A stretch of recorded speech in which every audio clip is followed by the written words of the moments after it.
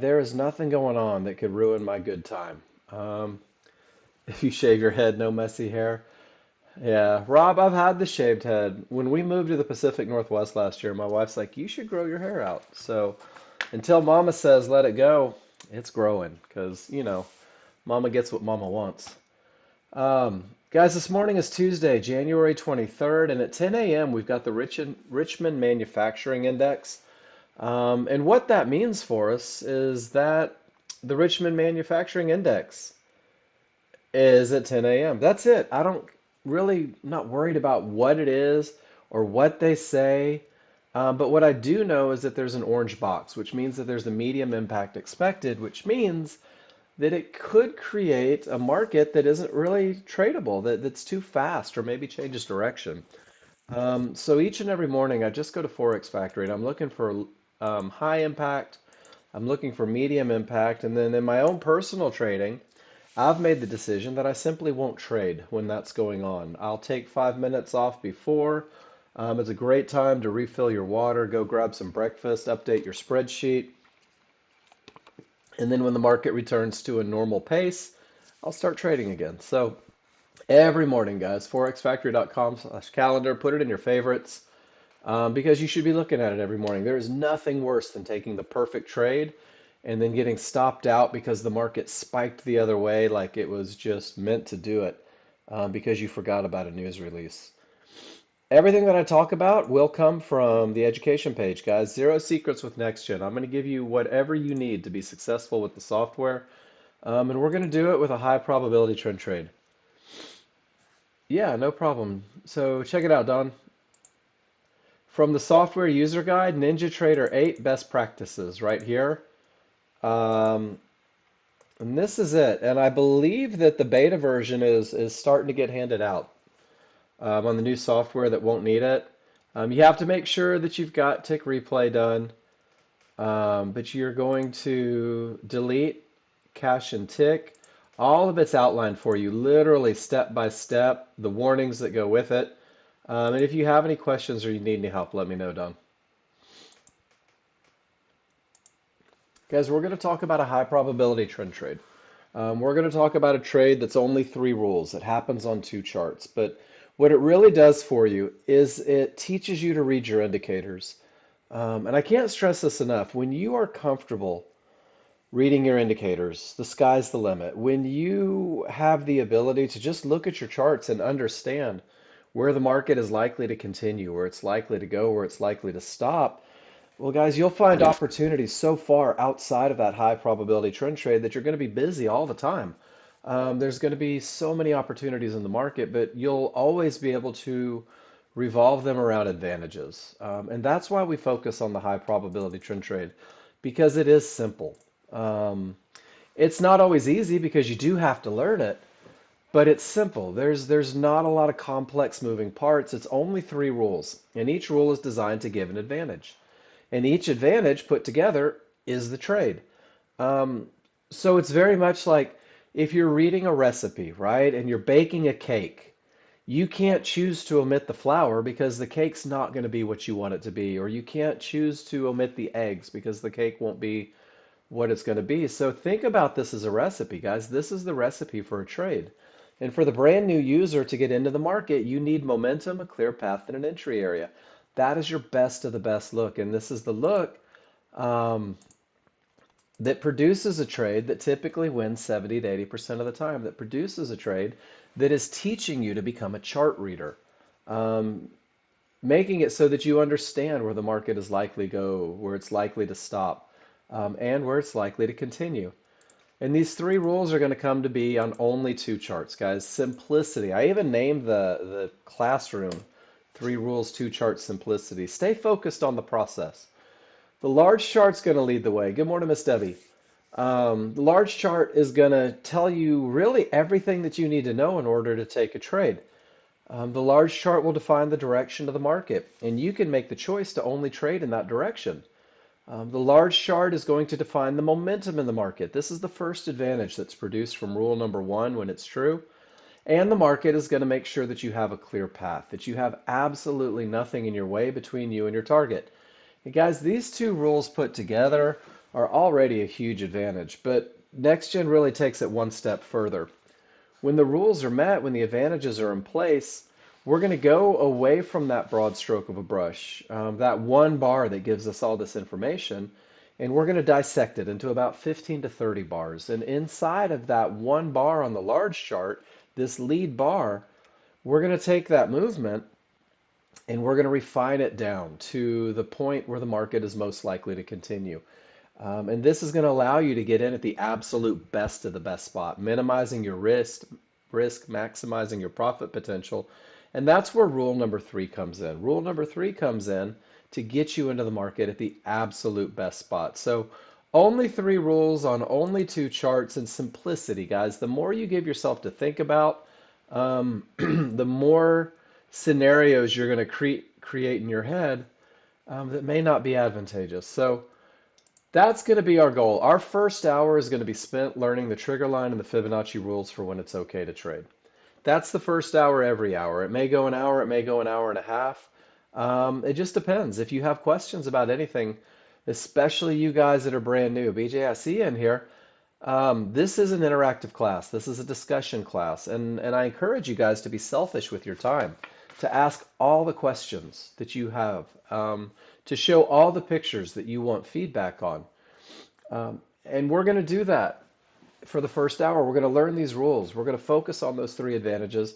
You're going to see them visually. You're going to see them, what they look like in the market and what they look like on paper when you're reading them. You guys simulate. Simulating is your safety net. Simulating is when you can really go all out. You can try new things. You can test theories. You can hold for bigger moves despite your sweaty palms. Simulator is where the magic happens, where the education happens. Simulator is the same thing for a pilot, right? There's never been a pilot that's killed anybody crashing in simulator, but what it does, it prepares them for the real world, and that's what our simulator does. And the idea is that you post your pictures in class until you're sure you have the correct rules, because the correct rules, guys, when we talk about these three advantages, they create a statistical advantage, and it allows you to stop focusing on the money. Everybody wants to be rich, guys. You're not alone in that. But it's the process that yields results. It's not the desire to be rich that creates riches. We don't want you practicing the wrong trades because when you're breaking rules and getting lucky, that luck tends to run out the second you go live. So we want you always embracing advantages, speaking to yourself in terms of advantages. And we're going to simplify heavily today, guys. We're going to talk about the high probability trend trade, and we're going to talk about the three rules and the entries. And we're going to talk about a medium probability trade before the day is over. And a medium probability trade means that most of the indicators on a chart line up for the trade, but there's going to be a problem, right? It's not going to be perfect.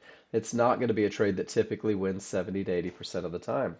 But your ability to read charts that you will gain from the high probability trend trade is going to set you up to take these trades, to manage these trades, to have the best of the best advantages as you go outside of the high probability trend trade. It's imperative that you learn the looks. And it's not imperative that you make money on simulator. It's not imperative that you brag to your friends about your simulated millions. It's imperative that you learn the looks so that they become easy. And that happens from posting in the room, guys, from taking pictures. 15 pictures a day is 300 pictures a month, is 900 pictures after 90 days. Post your trades in class. Post your questions in the form of pictures in class. And the more you post in class, every time you do it, it's like a private session. Hey, Mark, here's a picture. Let's talk about it. Absolutely. We will. We'll talk about it in terms of advantages. We'll talk about it on your entries, on your exits, on everything that's going on in your charts. But you get that repetition, that recognition through repetition, and that's what makes it easy, guys. The more times you see something when the market isn't moving, the easier it is to catch it when the market is moving. So that's where the second half. The first half is post your pictures in class, guys. Tell me why you did what you did every time you take a trade. Every time you see a termination condition, take a picture, post it in the room. Every time you see strong triggers, take a picture, post it in the room, and just label it strong triggers. Show me where you entered. Show me where you exited. We're going to work on entries and exits together. Not only getting into the market, but also appropriate spots to get out of the market. but always tell me why you did what you did, because you may not be a high probability trend trader anymore, but it's still an educational room. So I want to be able to use that and express it to the other people. Um, and then using your spreadsheet. Nexgen provided you with a spreadsheet when you downloaded the software. It's just part of the download. It's in your Nexgen Study Picks folder. I'm going to give you mine right now. I just dropped mine in the room. Please feel free to steal it. Using this spreadsheet is probably, in my opinion, one of the most important things that you can do, because what it is it's a trade journal. So every time you take a trade, win, lose, or draw, you're going to post it in the room. You're going to tell me why you did what you did. We're going to have a discussion, and then you're going to drop it into your spreadsheet. And this is just nothing more than a trade journal, guys. But if every morning you study the previous day's trades, if every morning you ask yourself, what worked, what didn't work, what kept me relaxed, what made, what felt forced, what you're going to do is you're going to start the process of recognition. You're going to start the process of seeing these patterns that repeat themselves over and over, patterns that are bringing you success. And the other side of it is you're going to begin to recognize patterns that are taking that success from you, problems. Maybe you're breaking rule 1 or 2, or maybe you're struggling with rule number 3. When you come back and study each morning, you're going to begin to see that, and you're going to know where to ask for help, and you and I are going to know what to work on together. But this brief historical study each morning prepares you for the day. It accelerates the learning. And I'm going to pull up my spreadsheet real quick. The first page, ooh, I don't know why that's so big. The first page is just your trade journal. That's all it is. And there are drop-down menus. How did I feel? What were my conditions? What were my trigger lines? How did I do? And then over here to the side, there's a notes section. And that notes section, really what it does is it gives you a chance to place the feedback to the side. So every morning when you study, you're like, oh, trade it into a termination condition. I did that 5 times yesterday and I lost 4 of them. Oh my gosh, maybe I should stop doing this. And guys, that's an autobiography there. That's exactly what mine was. The second page is every time you see a trade that fits the rules, every time you get feedback, or even better, every time anybody in the room gets the feedback that that was the perfect high probability trend trade, that was the perfect entry on what we call a 50-50 trade, steal their picture and drop it right into your favorite looks, because that's what you want to repeat. And that's starting the process of being able to start that recognition. And then finally, on the final page, guys, there's about 300 pictures of clients' trades. There's entries covered a couple times. There's management covered. There are all these sections, management, patterns, terminations, even for you NASDAQ traders. Your goal, new users, is to take your page, the favorite looks, and make it look like my page. But I put mine in there so that you'd have something to study. And then AE says, hey, Mark, general question. Weak top, but 3 divergence on the 5-1. Is that a termination condition?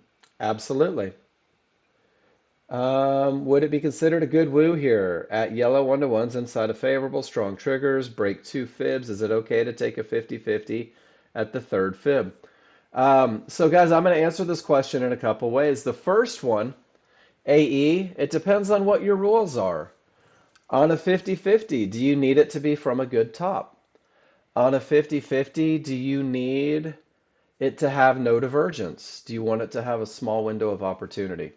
And what AE is asking, and AE, let's go through it. 3 divergences kind of confirms a little overrun, right? It's still a weak top. It's never a strong top if it goes past the fibs. The momentum is outstanding. I love the momentum. The path isn't clear because the smalls are through and the large are not. And you have this one pullback. Are you willing to take a small risk trade into it with that much momentum? And guys, this is a great segue to the first rule. And AE, the answer is with this much momentum, 3 divergences confirming a little bit of overrun and not a lot of risk, I might be willing to take a shot at this one. And you've defined where the market is likely to continue perfectly. So you have to ask yourself, are you willing, if you're in at 90, are you willing to put $300 on a 2 lot on a trade that's still breaking 1, 2, 3 areas? Does that make sense, AE? Your window of opportunity is perfect. Whether or not you're willing to take it is up to you. Are you willing to put that much risk, hoping that an area breaks when it's not a good top? Does that answer your question? And guys, this is what we're going to do every time. We're going to talk about the advantages. And by the way, nice trade over here. We're going to talk about the advantages. We're going to talk about the potential disadvantages, but it's all going to go back to what does your plan say? Um, so Haji, three divergences may reverse the trend, right? Don't give it any more power than that. Three divergences, and guys, we're going to talk about this, but this is kind of the feedback that you're going to get, and I want you to see this. Three divergences, Haji, may reverse the trend. Is it going to reverse it to here, to here, to here, to here, to here, or is it going to run all day? The reality is I don't know. But what the three divergences do, Haji, is they keep me from trying a long trade somewhere right up here. Does that make sense? Or if I was in a long trade, it told me to get the hell out of the trade. If I was long here, that one said, all right, no more, we're done.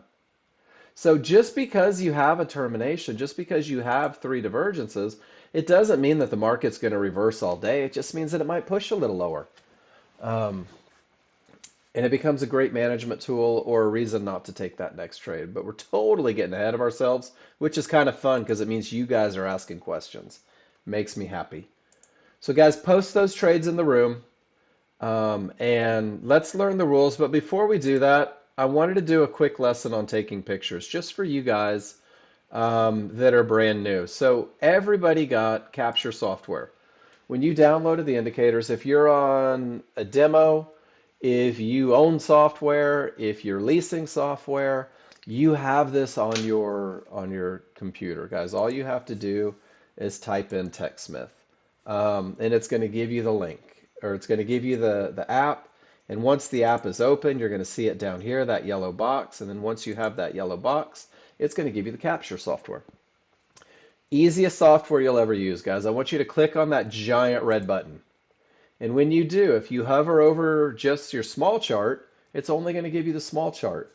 So what we're going to do is we're going to start in the upper left-hand corner, because when we use two charts, I want you guys to show me two charts.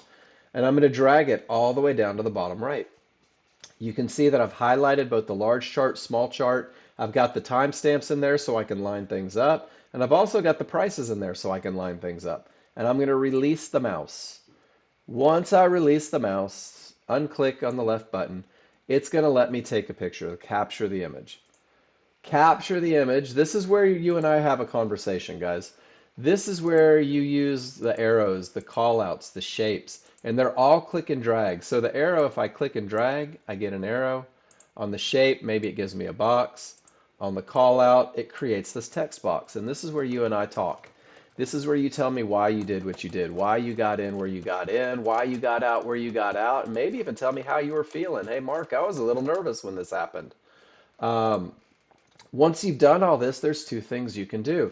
The first thing is click copy, and it's going to put it onto your clipboard, and you can come right to the room and drop it in. And this is where you wait. In the second hour, after we discuss rules, I go through and I start clicking on every picture that you guys post. And what we do is we talk about the advantages that we just learned. We talk about entries, exits, all that good stuff. The second thing to do, because you're creating a trade journal in the spreadsheet, is you're going to click the upload button. And when you click the upload button, what it does is it gives you a link. It's a screencast link, and you'll see CJ dropped a couple of them in the room. If I click copy on the link, what it does is it puts that picture up in the cloud and allows me to drop that link in the room. But that link does two things. One, I can follow it and open up your picture. But the second thing is you're going to take your spreadsheet, and if you took a trade, you're going to right click and you can literally paste that link into the spreadsheet. This is the first part of using the spreadsheet. The second part is turning that screencast link into what we call a hyperlink. So you know what's happening. Maybe it's a long, maybe it's a short. So I'm going to click on the box that it's in, and I'm going to go to Insert, and I'm going to go to the link button. And don't worry, I took pictures of this. And I'm going to paste that address in the address bar one more time. And what this does for me is it gives me that path to the picture. And up here under text to display, I might just put perfect long, right? And it gives me that clickable link so I can go back and take a look at the perfect long. And if it really is the perfect long, well, then I want to put that into my spreadsheet, right? And I want to make sure that I follow that every time. And this morning I went through and I made some pictures for you guys just so you could have them. Dun, dun, dun. If you're using Snagit, when you share, it'll give you the screencast.com get link. So I'm going to give you this one in the room. If you are using Capture, you're going to use the upload button to get into the room, or to put it in the room to get that on there. And then after you paste your link, there's the directions. Whoops, I got you the wrong one there. Let me put in the right picture. I just gave you upload. I didn't give you the full picture. There we go. And then once you do that and put it in your spreadsheet, there's the link button, there's the insert tab talking you through it. And then just one more. Guys, I love pictures. Save these pictures, reminding you how to set it up in the spreadsheet. And guys, don't bypass this. This is so important. And then finally, just because I just gave you a fish, right? Now we're gonna teach you to fish. There is the exact same thing in video form. I want you practicing all day. I want you posting in the room. Just put test, right? But let me know that you can do it. If you've never posted in my room, post a picture and say, hey, Mark, did I do this right? How does this look, right? Give me a test picture, because I want to make sure that you can do that, because I don't want you guys bypassing one of the key steps to becoming confident. And let's talk about rules, guys. Rule number one, remember, large chart leads the way. Large chart defines momentum, direction. Large chart defines areas. And rule number one is designed to give us the advantage of momentum. And the only way that I can have rule number one met, which means that I have strong trigger lines, the only way to have strong trigger lines is to be trading in the direction of the market. So if the background is green, the market's going up, I'm only looking for trades long. If the background is red, the market's going down, I'm only looking for trades short. And guys, it really can be that simple. Once you have the strength or the direction defined, all you have to do is identify strong triggers. In an uptrend, both your small and your large triggers must be green. If the colors don't match, you don't have strong triggers. Simplicity. Strong triggers means that your small triggers, the solid lines, broke above the large triggers, the dashed lines. It's the separation between the two that lets me know that the odds are favorable for the market to continue up. Odds favorable momentum will be the battle cry in this room, guys, all day long. Odds favorable momentum pushes a market in the direction of the trend. Odds favorable momentum creates the opportunity to break key areas, to actually smash through those lines and get to the next line. And odds favorable momentum, in my opinion, gives new users the ability to fudge the rules just a little bit, because with this much momentum, it's just hard to stop it. So separation between the small and large. You can see the separation begins. I have strong triggers. The acceleration continues. And then as it decelerates, the small triggers come back. As you lose momentum, the small triggers return. When the small triggers work their way inside of the large triggers, well, now we've weakened the triggers, the opposite of strong. And when I have weak triggers, anything can happen up or down. I said first off in this room that I do believe that language is important. And if you spend time writing odds favorable momentum, it creates trust in the advantage that momentum provides. And if you use the phrase anything can happen, or ACH, it reminds you that you don't have that advantage anymore, that your trade is less likely to work. So strong triggers going up, separation to the upside, everything is green and wide. Strong triggers down, background is red, triggers are red, separation, everything is strong and wide. When I have strong triggers, guys, on the large chart, it is the most favorable look for buying Fibonacci support on the smaller, faster chart, or selling Fibonacci resistance on the smaller, faster chart. On the large chart, it looks like these tails, that retracement, that dissection, the refinement of the large bar, just looks like a tail on the large chart or a wick. On the small chart, that's literally a big retracement. That's a big push down. And we use that refinement process to enter the market. You're going to be able to pinpoint where the bottom of these tails are most likely to happen. And you're going to be able to pinpoint where the tops of these tails are most likely to happen. But the key is having that odds favorable momentum because it means that the market's likely to push in that direction. And let's go see if we can take advantage of the lessons real quick. This is the NASDAQ, guys. All right, new users, here's your chance to be smart on day one. What direction is the NASDAQ going? Is this market moving up or down? You can look at the bars and see it, but the background is what I want you to focus on. What do you guys think? Uptrend or downtrend? Which direction should we be looking for trades? Down, that's it. It really is that easy, guys. So the market is going down. And now here's the question. Do I have odds favorable momentum? Are my smalls separated from the large? Or have they returned? They're back, right, Rob? So we're losing that momentum, and you can see it visually. And the fact that it coincides with a key area, it's not a coincidence. But those strong triggers did break support. Let's go to another one. This is the S&P. We're going up, right? It's green. But my large triggers are green and my small triggers are red and above them. Ooh, look how it's trying to change. Guys, give me a Y in the room if you see. There is no agreement, therefore, we can't have odds favorable momentum. And then finally, crude oil. You can see the life cycle, guys. Acceleration, deceleration, weak triggers right at a key area. But if you look back here, there's that odds favorable, and there's that big tail. And I'm guessing someone in this room might have caught that look, and we'll see. But that's a refinement process, right? And I want you to see that. The small chart pushes all the way up. You guys knew where it was likely to push up to, and some of you probably caught that trade and took it all the way down to Fibonacci support. And that's what we're talking about right now. So, odds favorable momentum, guys. Let it lead the way. It doesn't happen all day, every day. Rule number one is not a constant. We just saw that live. Odds favorable to anything can happen. There's your reversal without the benefit of Fibonacci. From the reversal, it gives you odds favorable again. There's one of those tails. It weakens, it reverses, odds favorable. And then we get into the transition phase. And this is for my new people especially. If you have traded the market previously, there's probably not a person in this room that hasn't been beat up in consolidation, that hasn't lost money in consolidation, or where they think the market's going up but it goes down, or they think it's going down but it goes up. Guys, rule number one is designed to help you avoid that, because if the colors don't match, you can't have the advantage of momentum. It's impossible. You can't have the advantage of momentum if the colors don't match.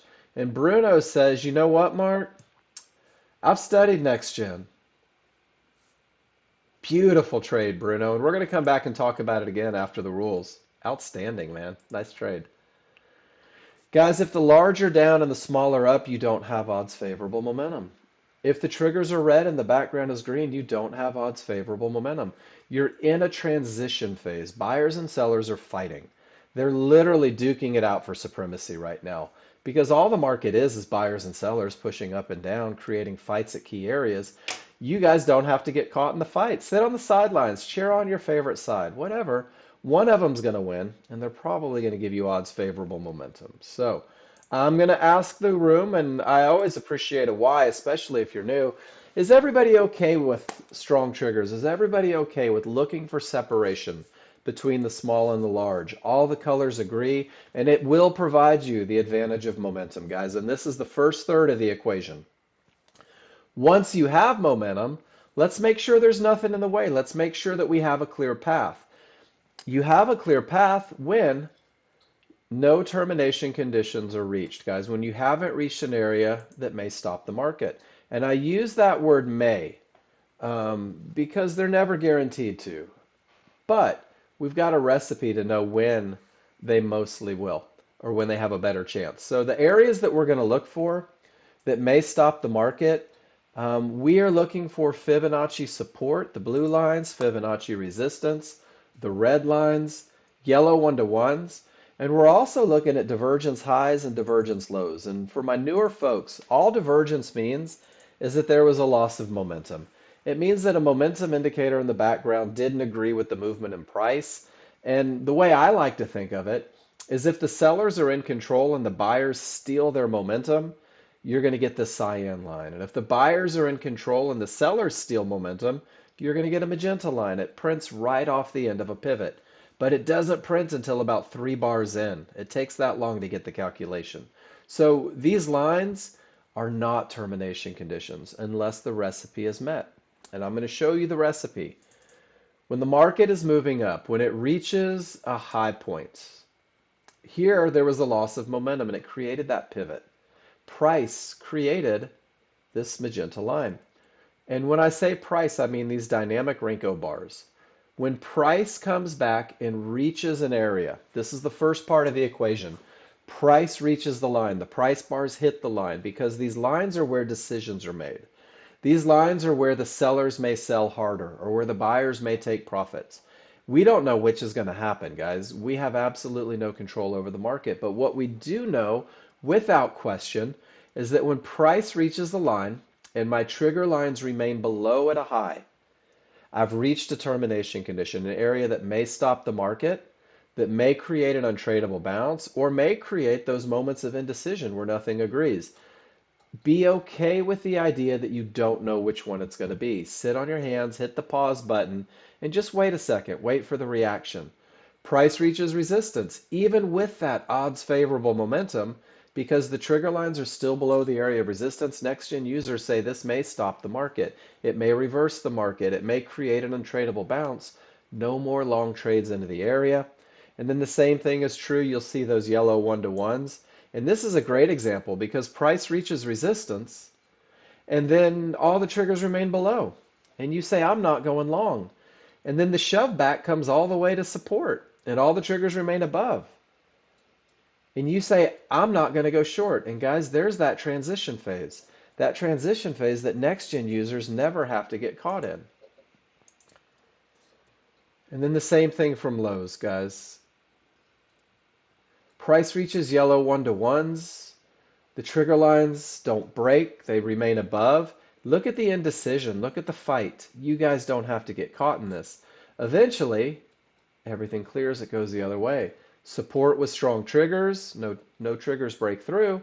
No more short trades. And then once again, off that divergence low when price reaches, now it's a termination condition.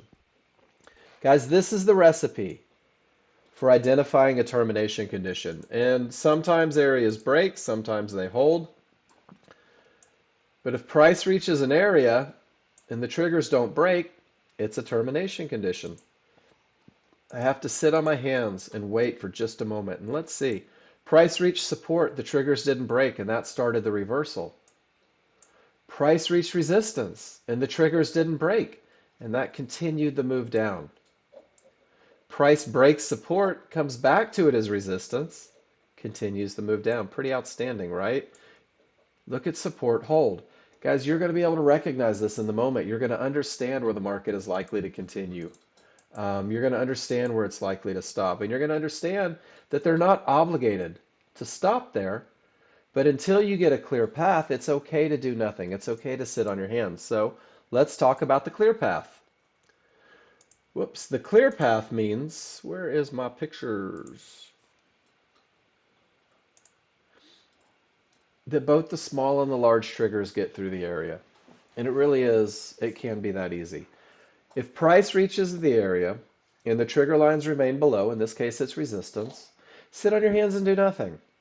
It's a termination condition. Rule number 2 isn't met. You do not have a clear path. Is everybody okay with that? Give me a why. I think it's easier to determine when they are terminations, and then you'll have to work on it when they're breaking a little bit. So if price gets there and the triggers are below, not doing a thing. I'm in pause mode. 90% of my day is spent reading the indicators rather than trying to be in every move. If both my small and my large triggers get to the other side of resistance, well, resistance behaves as support. I have odds favorable momentum, and I have that clear path now. There's one of those tails, one of those potential entries. For the brand new user, guys, I want you to keep it black and white. I want you to keep it very simple. Either it's broken or it's not. This is your high probability trend trade scenario when you have a clear path. And this is your first medium probability, guys. Remember when I said strong triggers break things? Strong triggers can smash right through Fibonacci areas. There's a recipe for it. And it begins with the small triggers literally smashing through, not just peeking their head above, but honest to goodness, crashing through that area with odds favorable momentum. When this happens, 50% of my trigger lines are above the area, 50% the large triggers remain below. What this means is that I have a 50-50 look. Pretty clever, right? Easy to remember. And a 50-50 look means that the area has the potential to break because of the momentum. But it's not broken yet, which means that it's not a clear path, which means that technically rule number 2 isn't met. So it can never be a high probability trend trade. And this introduces you to your first medium probability trend trade, where an issue exists. So if my issue is that I don't have a clear path, I'm going to absolutely, positively, without question, insist on the best look of momentum and insist on the tightest little entry area that I can ever take to reduce my risk. So that'll be your first introduction to medium probability trades. And I will give you a plan how to take it. And I'm going to share that with you. But first, we're going to have to be able to recognize momentum, and we're going to have to be able to recognize no termination conditions. And I do want to run through the user guide just a little bit, guys, straight from the instructions. And I'm going to go to the tops and bottoms section. And I want to tell you that the video off of this, let me copy the link for you. This is your homework if you're brand new.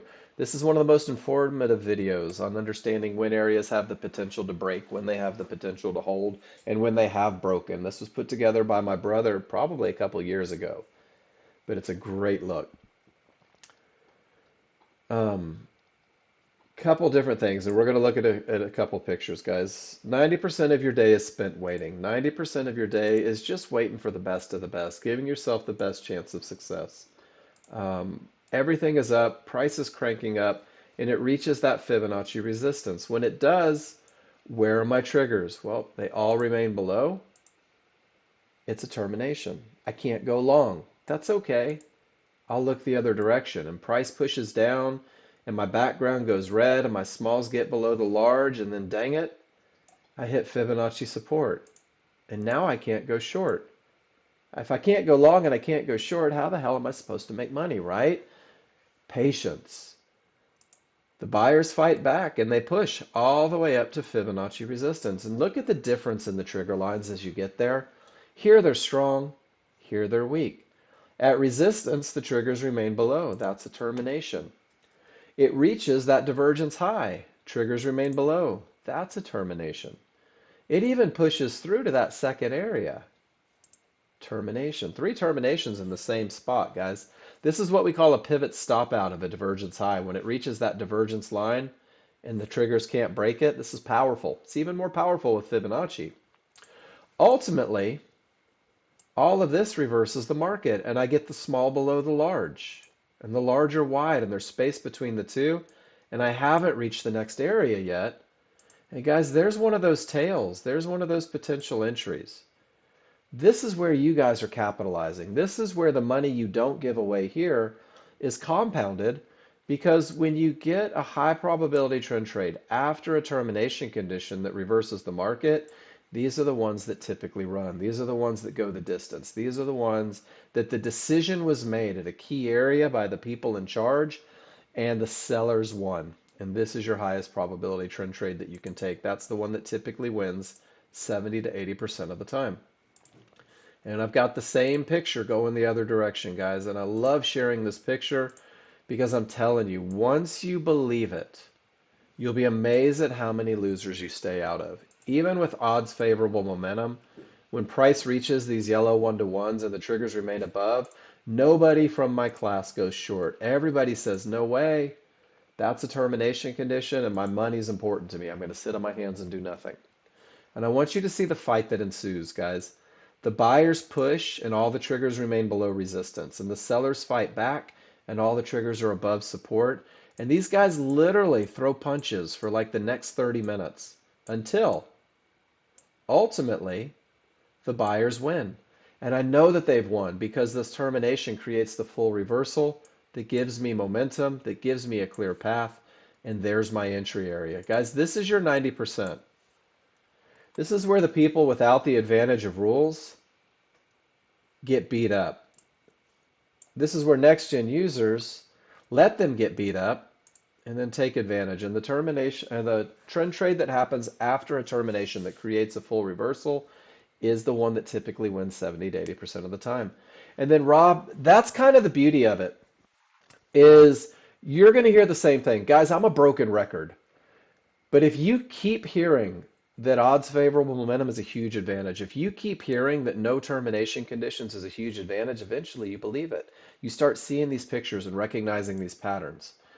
Is everybody okay? We're good, right? If price reaches and the triggers remain above or below, sit on your hands and do nothing. That's large chart. Large chart defines areas, and I think that that phrase is important, and we're really going to focus on verbiage today. Large chart defines areas. So far, the large chart has told you which direction we're going. The large chart has told you that we have momentum, and the large charts define the areas. And see how price hasn't reached resistance? That's a target. That is not a termination condition. This is a broad stroke of a brush, guys. This is a very general. This is what the people in charge want to have happen. The large crowd, the people with all the money, the people that make things happen. They said up, they said momentum, and they said there are no areas where I'm going to react. The small crowd, those guys that have enough money to create a shove but not necessarily establish a trend, we rely on the small crowd to get us into the market, guys, because the small crowd gives this little retracement, this shove. Everything says up on the large chart, and these guys go, hey, you know what? Let's push it down. And they do, and we're waiting for them. And rule number 3 has us waiting for the small crowd doing their thing, because rule number 3 says when the large chart rules are met, and I think it's important to say that, when the large chart rules are true, when I have the advantage of momentum, when there's nothing in my way, so there's a clear path, I'm going to use a limit order. I'm literally going to wait for the market to come back to me. And I'm going to use that limit order at an area inside of favorable large triggers. So I'm going to use a limit order to buy or sell a pullback. And that pullback is that little shove that the small crowd gives. And that pullback needs to happen at an area inside of favorable large triggers.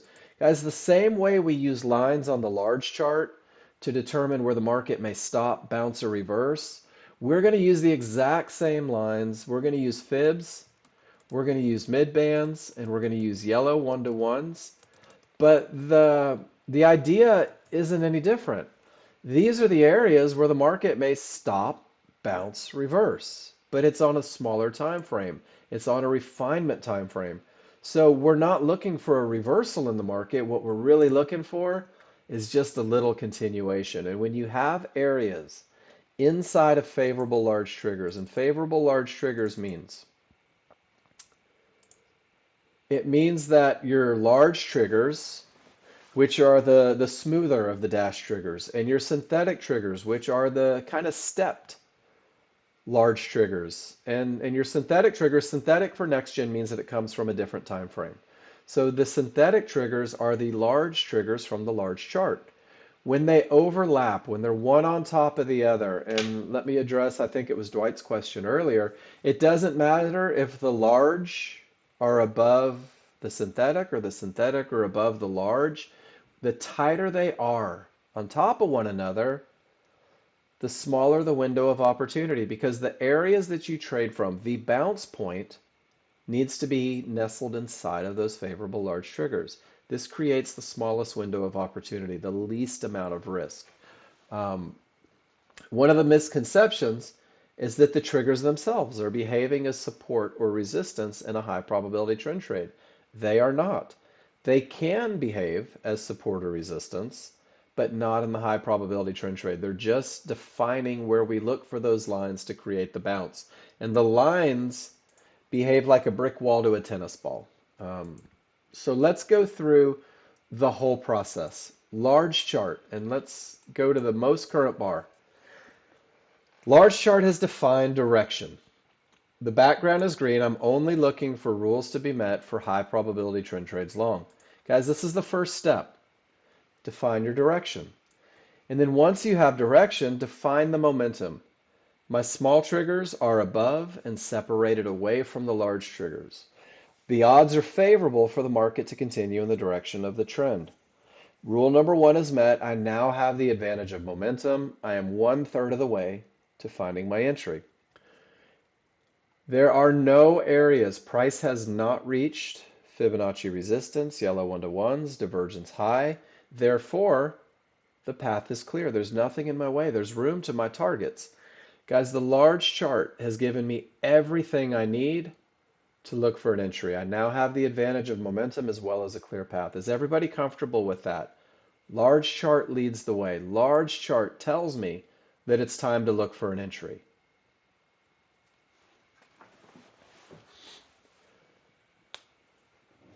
And this picture is in your spreadsheet, guys. This is on the client trade section. This is the long sequence. Odds favorable momentum is mandatory.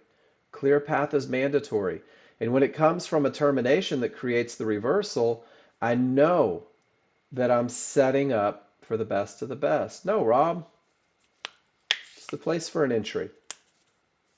The market doesn't know how many trades, doesn't know how many lots you're trading. This is a trade setup that typically wins 70 to 80% of the time, right? So Rob, every 10 trades you take with this look, with those 20 lots, you're going to lose 2 or 3 of them. Are you willing to lose 2 or 3 on a 20 lot? Can your account support it? If it can, great. Do you, right? But whether it's a 1 lot or a 4 lot, it doesn't matter. And when you start over leveraging, that's when people blow out accounts. I'm just saying. So it's time to look for an entry, guys, because the large chart said so. And I'm just kind of glancing. Where are my trigger lines, right? What are the areas that may fall within them? And I'm not worried about this red fib because my areas are defined on the large chart. But I have to let the small crowd do their thing. My rules say that I'm going to buy or sell a retracement.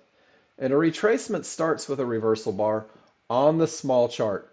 I'm done here. The rules are met. Go to the small chart. Stop looking over here. Wait for a reversal bar on the small chart. This signals the beginning of the pullback, guys. This is the small crowd doing their thing. The fight has started. Let's take advantage of it. When that reversal bar prints, the first thing I'm going to do is I'm going to look from the top of my favorable large triggers to the bottom of my favorable large triggers. And this defines where I'm going to look for areas. Guys, I'm not trading from the top of the triggers, and I'm not hoping for the bottom of the triggers.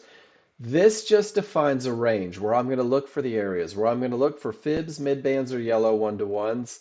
If you're working on entries, guys, give me a Y and let me know that you're with me on this one. All this does is defines where I'm looking for lines, because trades happen at lines, fibs, midbands, yellow 1-to-1s. So I see the area of the triggers, and once I have the area of the triggers, I'm going to refine it down to a window of opportunity. I'm going to refine it down to the point where the market is most likely to continue. And my window of opportunity, you'll see it labeled as woo. It's better if you do it like Ric Flair and go woo, but you don't have to. It extends from the highest point of support. In this case, it happens to be a midband, to the lowest point of support, which happens to be those yellow 1-to-1s.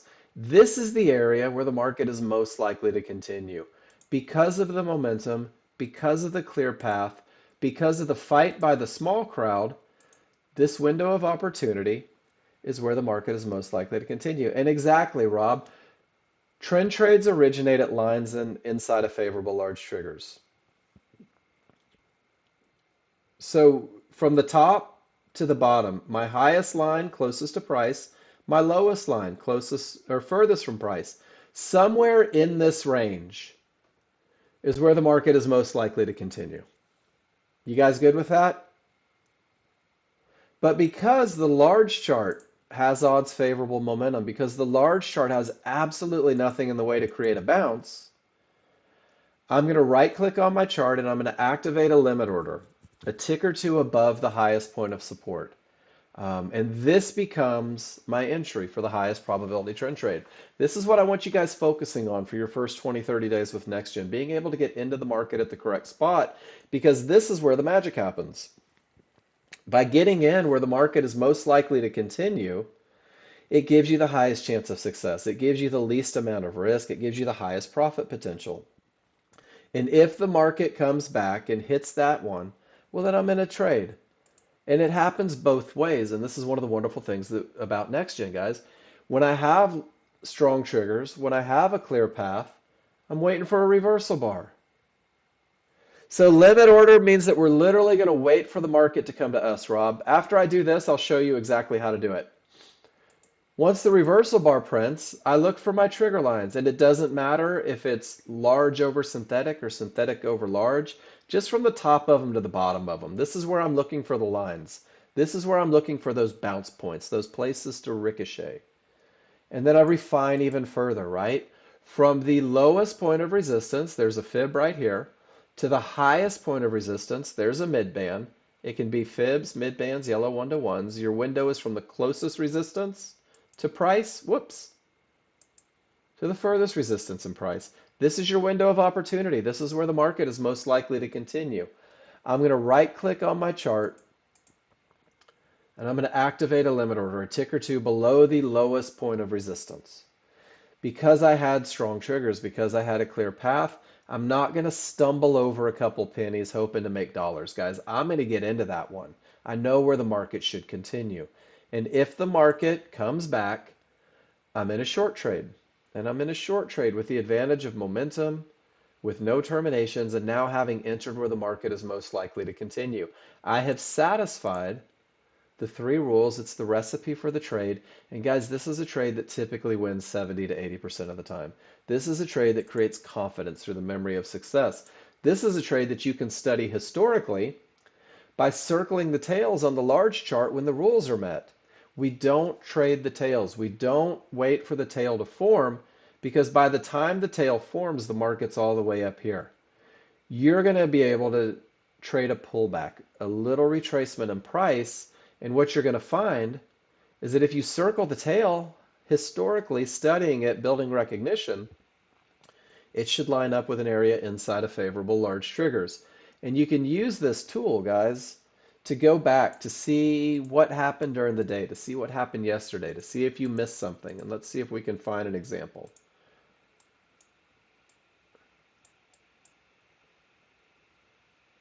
Let's just use this one, and let's take all the noise off of the chart.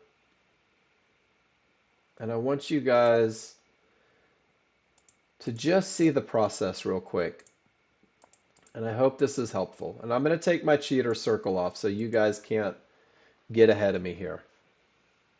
Everything starts on the large chart. And guys, this is where participation pays dividends. I'm not going to lie. Let me get this back to where it was. Everything starts on the large chart. The direction is down. I know that I'm looking for short trades. The momentum is down. Rule number one is met, and I have not reached an area. Therefore, I also have a clear path. Is everybody comfortable? Large chart leads the way. This is the best of the best. This is what sets you up for success. And look at the gap between the two. So I turn my attention to the smaller, faster chart. Everything is down. My synthetics are turning, my large are down, and I'm just kind of looking at areas, but I need the small crowd to do their thing. And they don't. And they just keep going down. And I'm like, egads, little fishes, until I get a reversal bar. At the time of the reversal bar, guys, we are going to create a window of opportunity. So your job is from the lowest point of the trigger lines to the highest point of the trigger lines. Make a box, create a square, circle it, whatever. It's all good.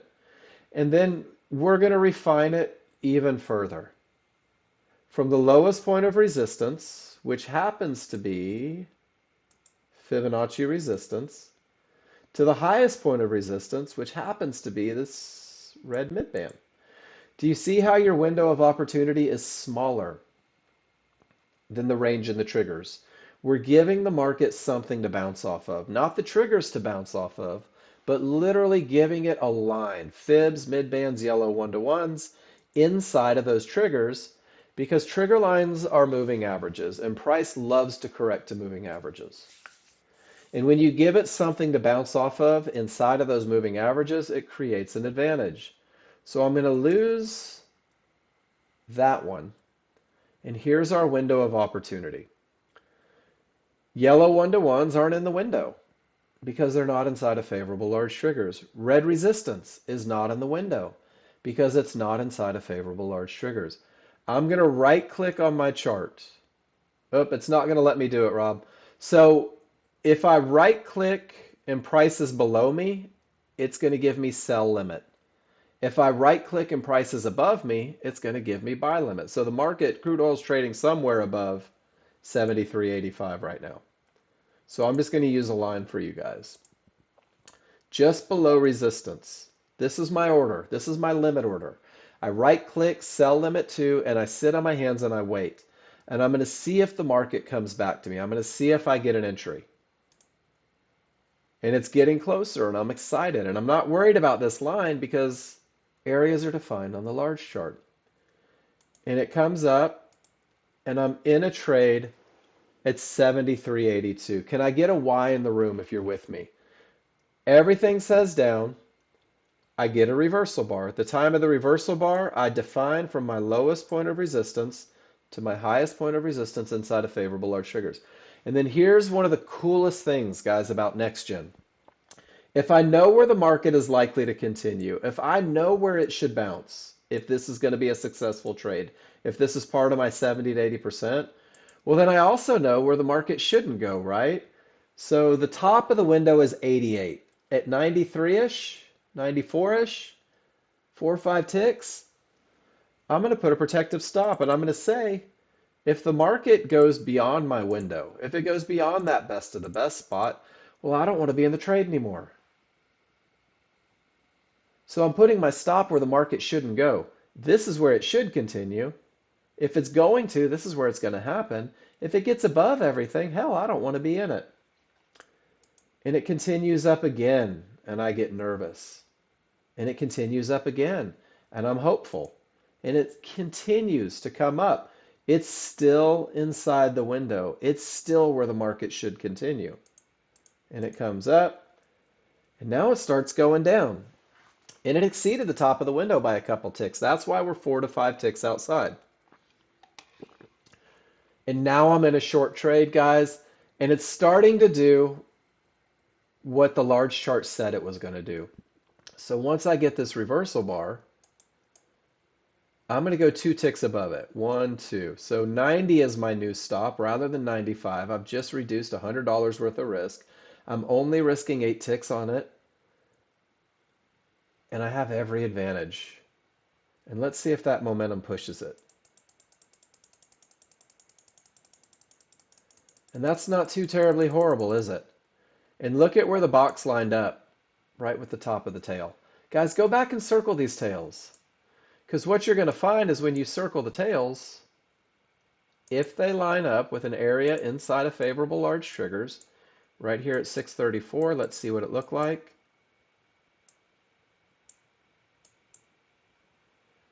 There's a pullback, right to resistance, right inside of favorable large triggers, and sure enough, it goes down. Pretty cool, right? Patterns repeat themselves over and over. And this is a trade that happens every market. It doesn't matter if it is stocks, it doesn't matter if it's futures, if it's your options. This is a pattern that gives you the highest chance of success. This is a pattern that will create confidence through that memory of success.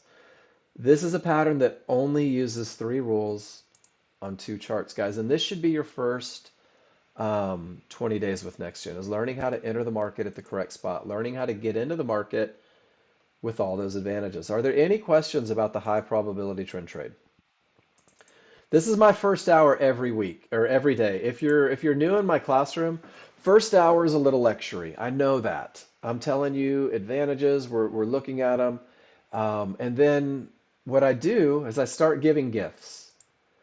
This is a high probability trend trade spreadsheet or worksheet, guys. Checklist. This reminds you of the advantages that need to be present every time you enter the market as a brand new user, guys. Is the market coming from a good top or bottom? What's a good top or bottom? It is a no triggers through reversal from a key area.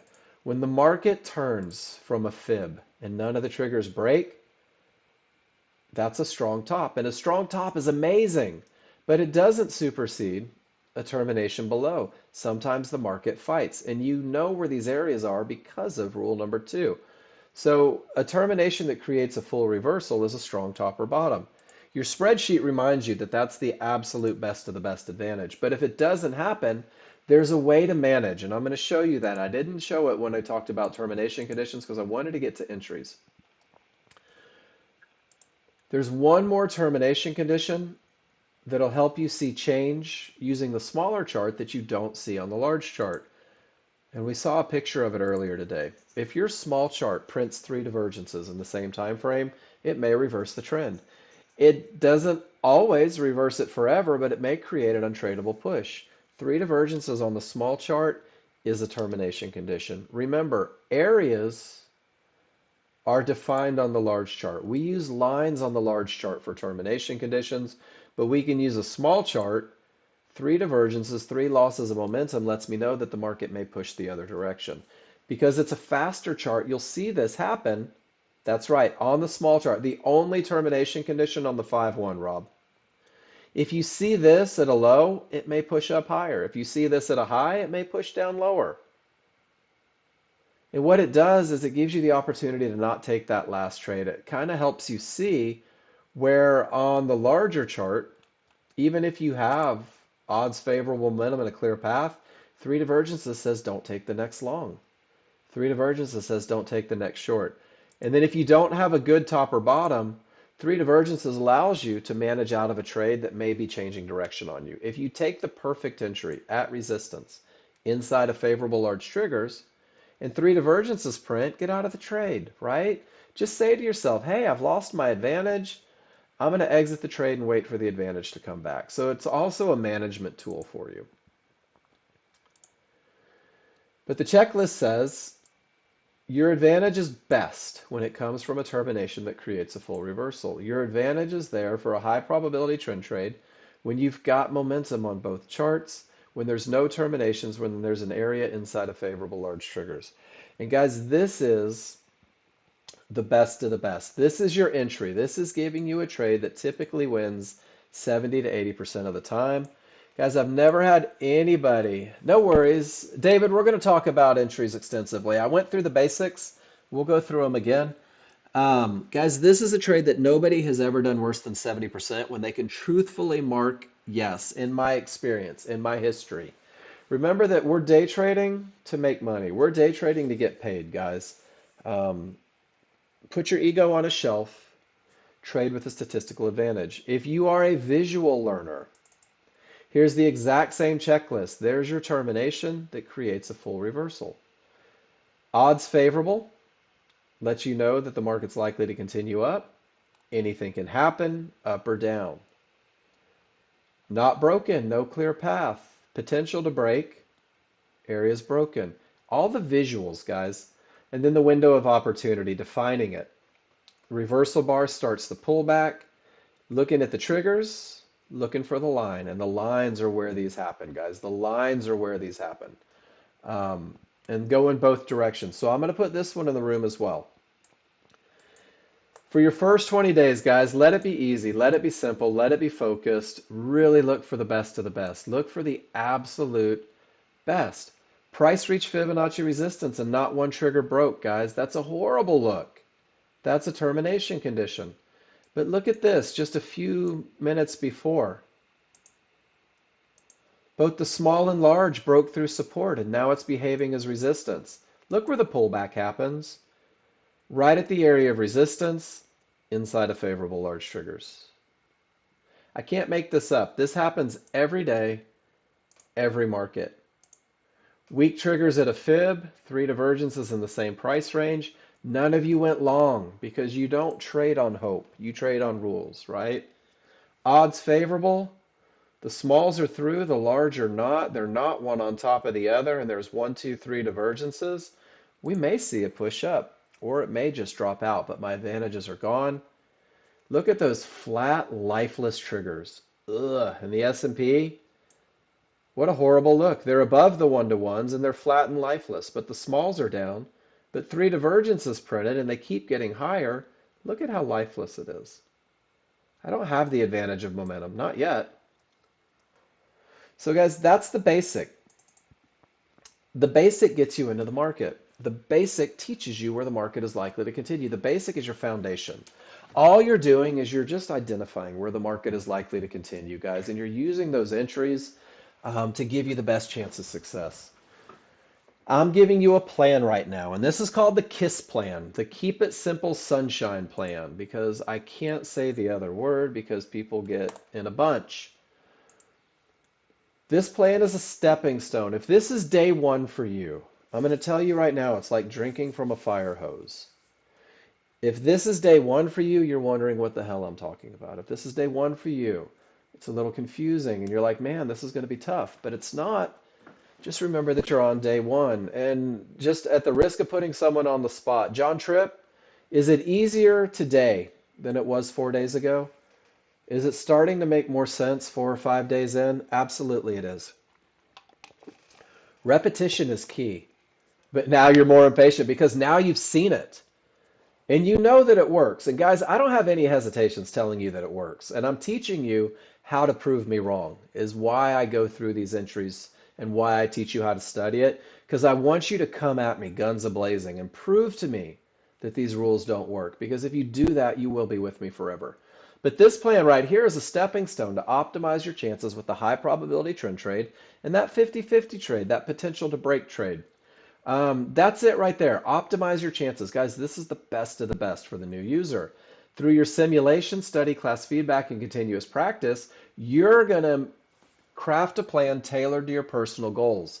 You're going to see more opportunities. You're going to see more advantages. You're going to find more trades. But until you have the ability to read the indicators, this is going to keep you on the right side of things more often than it doesn't. And your simple plan begins with don't fight the large chart direction. Don't fight the large chart triggers, guys. This will eliminate 60 to 70% of the mistakes that new users make. Define your entry. Take pictures. Guys, get 50 pictures of longs and 50 pictures of short. As you're doing that, use the spreadsheet, right? Fill it up. Your favorite looks. Go compare your favorite looks to the trades and the client trades. This is only defined to get you in the market, guys. That's all it's for. This checklist is going to get you in, and it doesn't have anything to do with management. But it's mechanical, and it's pragmatic, and it's emotionless, and it's opinionless. And it is nothing more than if-then. If these conditions are met, then I will enter a trade. If these conditions are not met, then I will not enter a trade. It really can be that easy. And then you're going to have to manage it. In management, guys, there's the exact same phrase from entries. You will craft a plan tailored to your personal goals based on your experience reading the indicators. You're going to be able to hold for bigger moves. You're going to be able to manage more aggressively. You're going to be able to get in quicker, get out quicker, all those great things when you become a chart reader. But until you have it, we're going to use that same methodical, mechanical, pragmatic approach. And everything stems on you getting in at the area where the market is most likely to continue. You understanding that this is your advantage. And if you know where the market is likely to continue, well then dagnabbit, you know where it shouldn't go. That's your protective stop. And everybody, newsflash, your protective stop will get hit. You will lose trades. You will probably lose two or three trades of every 10 if all you're taking is high probability trend trades. If you incorporate medium probability trend trades, your win percentage will probably go down. But by managing risk first, it's easier to keep losers smaller than the winners are big. So you're in at the area inside of favorable large triggers. We trade from lines, not from triggers. Your stop is outside of the window of opportunity. And one of two things happen. You either get stopped out or the trading gods bless you with a reversal bar in the direction of the trade. Now the momentum's doing its thing. Now the clear path is doing its thing. And it's bouncing right off of that key area inside of favorable large triggers. The only thing for you to do is to reduce your risk, to get about 2 ticks above that reversal bar. Keep it pragmatic. If I get a reversal bar, then I'll reduce my risk. I won't wish, want, or hope. I'm just going to make it happen. And then once again, one of two things are going to happen. You're either going to get stopped out for an even smaller loss, or it's going to go to your first target. The KISS plan has you taking profits at $100. Everyone's like, dude, that's not a big enough trade, Mark. I can't take just $100. Well, guys, if I met you at the Walgreens and handed you $100 bills, you would be stoked. You're like, hell yeah, free 100, right? With all that momentum and a clear path, this isn't a hard target to hit. Um, And when you hit it, NinjaTrader is going to tell you audibly, congratulations, you're a rock star, you just got paid. And it goes in your account and they can't take that back. That's your simulated $100. And you feel good and you start to calm down and you're like, man, this is really working. And then you're going to move your stop to break even. You're going to have zero risk on the trade and money in the bank. And I'm going to tell you right now that a break-even stop is absolutely ridiculous and it's going to get hit a lot, but you will craft a plan tailored to your personal goals based on your experience reading the indicators. So right now, all we're doing is we're taking the risk off the table. You've already been paid, there's no risk, and you're doing that because the large chart, where's my picture? Because the large chart said that you should be short. The large chart said momentum. The large chart said there was nothing in the way. This was just a refinement chart. So what it does is it allows you to build trust in the large chart. No risk, money in the bank, let's hold for the second target. And if you don't get stopped out break even, it hits the second target. And it hits the second target more often than it doesn't. And that's $300 in the bank, guys. And you're jumping ship. You're getting out. You're like, you know what? 300 in the bank, that's absolutely amazing. I feel good about it. I'm a little more confident. I trust the rules a little bit more. And that's $300. And $300, if that's the best you can manage every day, is a $1,500 week, ladies and gentlemen. And that's a $6,000 month. And that's a $72,000 year. And it's not your desire for the money that creates the the advantages, guys. It's your ability to have a statistical advantage each and every time you get in the trade.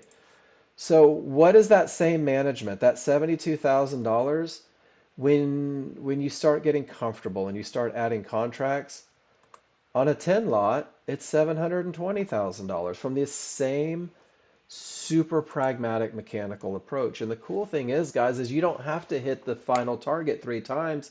You can go break even 3 times. On a 2 lot, this same plan, $500 a day, if that's your goal, is $126,000 a year on a 2 lot.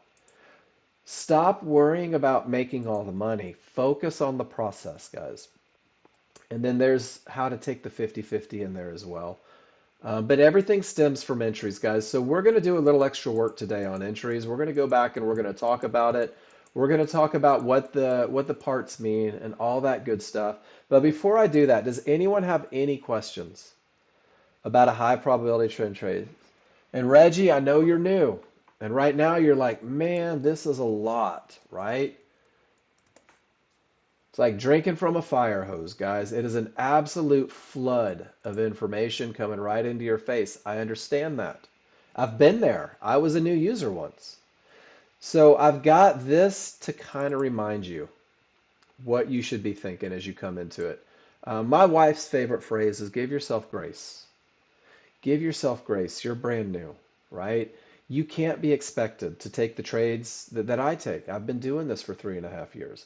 You can't be expected to take the trades that Ron takes. He understands how to read his charts.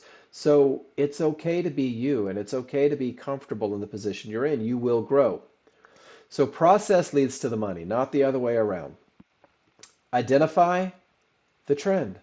And when you're good at that, and most of you are already good at it on day one, make sure that you're comfortable with the momentum. That's step 2.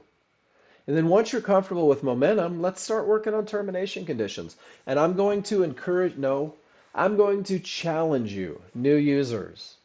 I triple dog dare you to post 10 pictures of termination conditions, no triggers through an area in the room.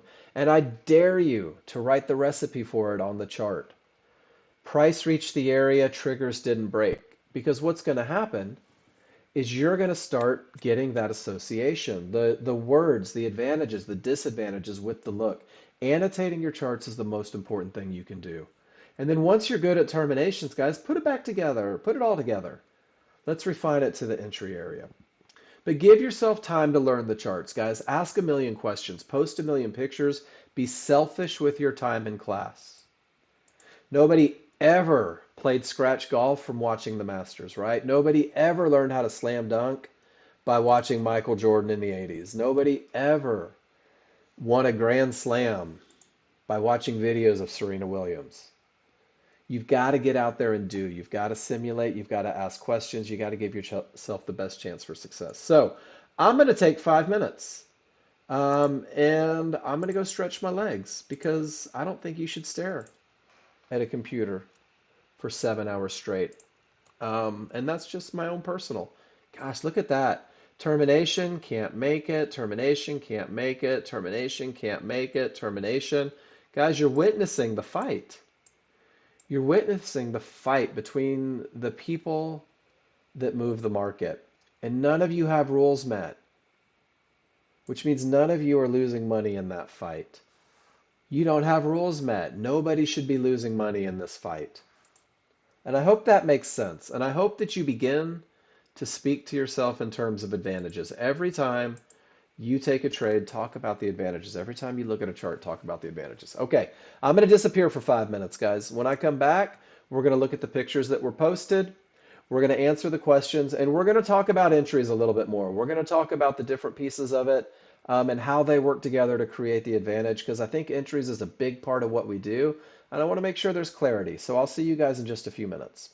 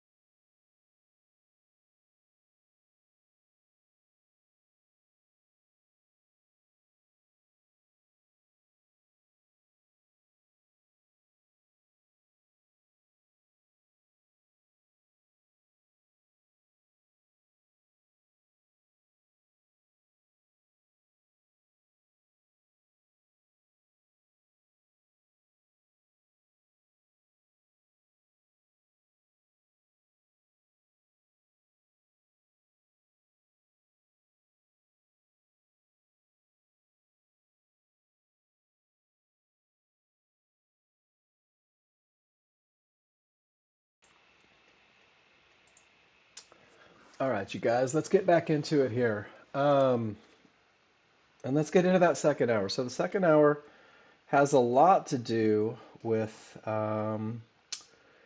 interaction. Second hour is you guys posting your pictures, is you guys asking your questions, is you guys um, doing all the things that you can do to get the absolute most information out of the room. So I'm going to scroll up to the top, and guys, check it out. The market went right to a fib. Weird when that happens. Um, I'm going to scroll up. I'm going to go to the top of the room, and we're going to start looking at pictures that you guys posted. And I'm going to make sure that all the questions get answered. I'm going to relay everything back to advantages. So when we talk about advantages, we're going to make sure that you guys understand it. The first one today was kind of perfect because people are asking about entries.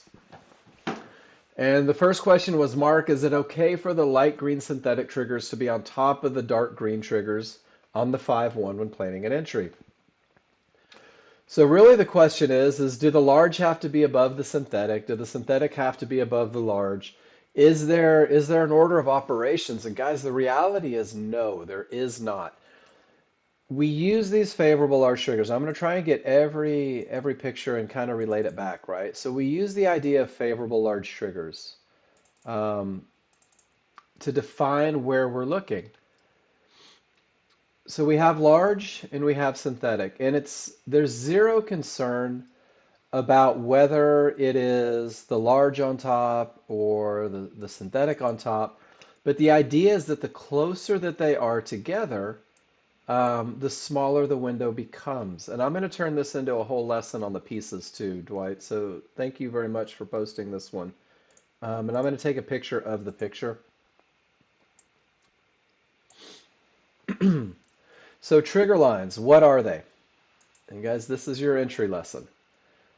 Trigger lines are moving averages. That's all they are. As the market's moving up, so are the trigger lines. The large chart, the small chart. It's nothing more than a moving average. And what happens, if you know anything about the laws of averages, and I didn't until this stuff happens, is when you begin to deviate and pull away from the averages, price tends to come back and correct. Um, and when it comes back and corrects, that correction itself isn't enough to create a bounce. That correction itself isn't really enough to make us feel good about risking our money on a trade. But when it comes back and corrects, and then what we have are these areas inside of them. Um, Reversion to the mean, David? Oh, cool. See, I learned in this class too. And I try and keep it so simple because I'm not a math guy. But I do know that price comes back to the triggers. And that on its own is pretty cool, right? Because it tells us where to look. And then when you put into that these areas inside of the triggers. So the mid band is a moving average as well. Price likes to come back. When it's inside of both the large and the small moving average, it can behave as support. But even more importantly, these Fibonacci areas, these yellow one areas, these are 100% reflections of the psychology of the market, guys. These are created from previous pivots. These are created from people having already made the market go up and down. And these areas come to be through thousands of calculations, thousands of swings in the market, up, down.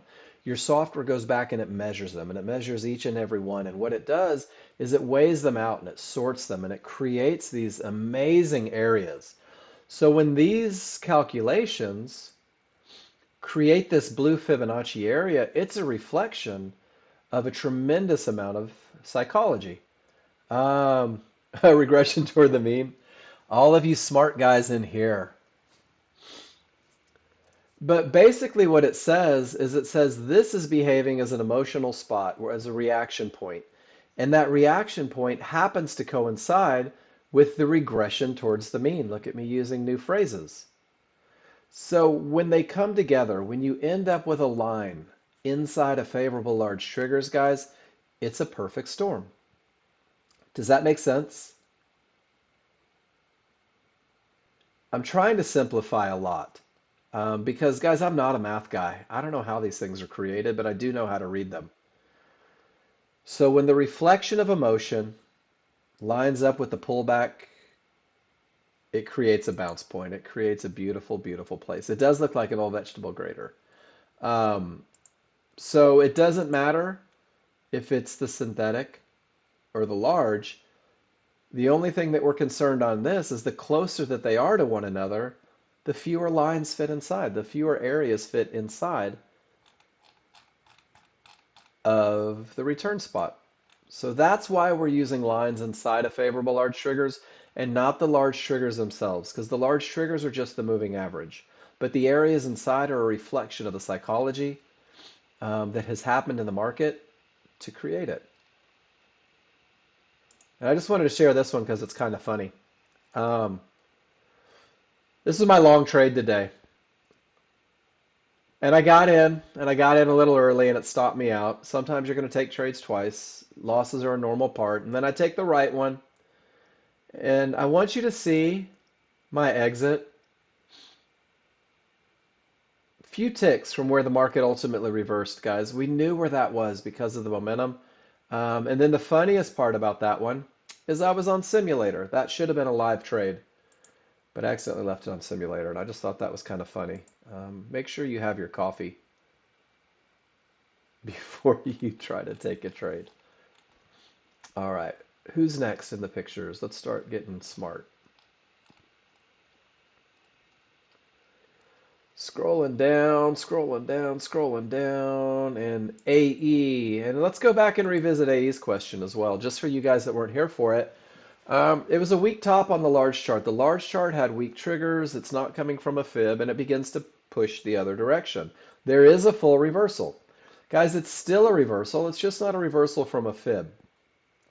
Three divergences in the same price range let us know that that reversal may happen. So AE was just wondering, since that is a termination, the market reversed, I have odds favorable. That's the window of opportunity, right? And it's really kind of two separate questions. The window of opportunity is there because it is, Adriana, I'm going to address that. I will address that. And then we'll look at it. But the window of opportunity is perfect here, right? At the time of the reversal, it's the lowest point of resistance to the highest point of resistance. You just have to decide if that's a trade that you're willing to take. Because it's not from a good top, because the areas aren't broken. And guys, we'll talk about psychology today too. Because I've broken it all. I've made every mistake you guys will ever hope to make, I promise. All right, CJ. Awesome momentum. Everything says down. It pulls back to your mid band, but it's not quite inside of favorable large triggers. And you get out at the large chart mid band. Still had some left over. And then CJ, the only question I would ask, because I want to go back to rule number 3 on this one, is did you have your stop where the market shouldn't go? When you got in at 73.06, did you have a protective stop above the trigger lines outside of the window of opportunity? Because there was the potential for it to come back to that line inside. Trading in the zone is great. That's a really good one. Since you said it, John. 7 Habits of Highly Successful Traders. Emotion-free trading. Both winners in my book, and I've got PDFs for both. So guys, there will be times when you get in and it's not the perfect entry. But you have to know where to put your stop. Nice trade, CJ. Way to take advantage of momentum. Momentum for the win. And then AE, let's take a look. Good top, no triggers through. Not quite the gap theory because it didn't hit an area. AE, are you in here? Let's talk about the gap theory. It is a good reversal. Absolutely. And it is coming off the top. But the gap theory says that when price reaches an area and the trigger lines are a full bar away, it closes the gap. This one just kind of just pulls back The buyers weren't done. But what's cool is you knew where, if the buyers were gonna lose because of the termination, you knew exactly where it was and you take the trade down. The same trade on the reversal bar, you give up a couple ticks, but at least then you get a little confirmation because everything is still pointing up here. So you're fighting a lot to get in.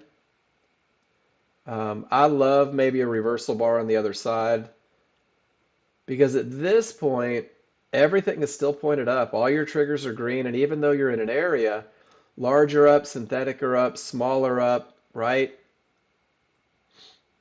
There's not a lot of information that says down. Not just yet. It is a termination, and you did that one beautifully, but I have to turn it into a lesson for the class. It just hadn't rolled. Once this roll happens, I'm more inclined, but you were able to take advantage through a little experienced chart reading. Nicely done.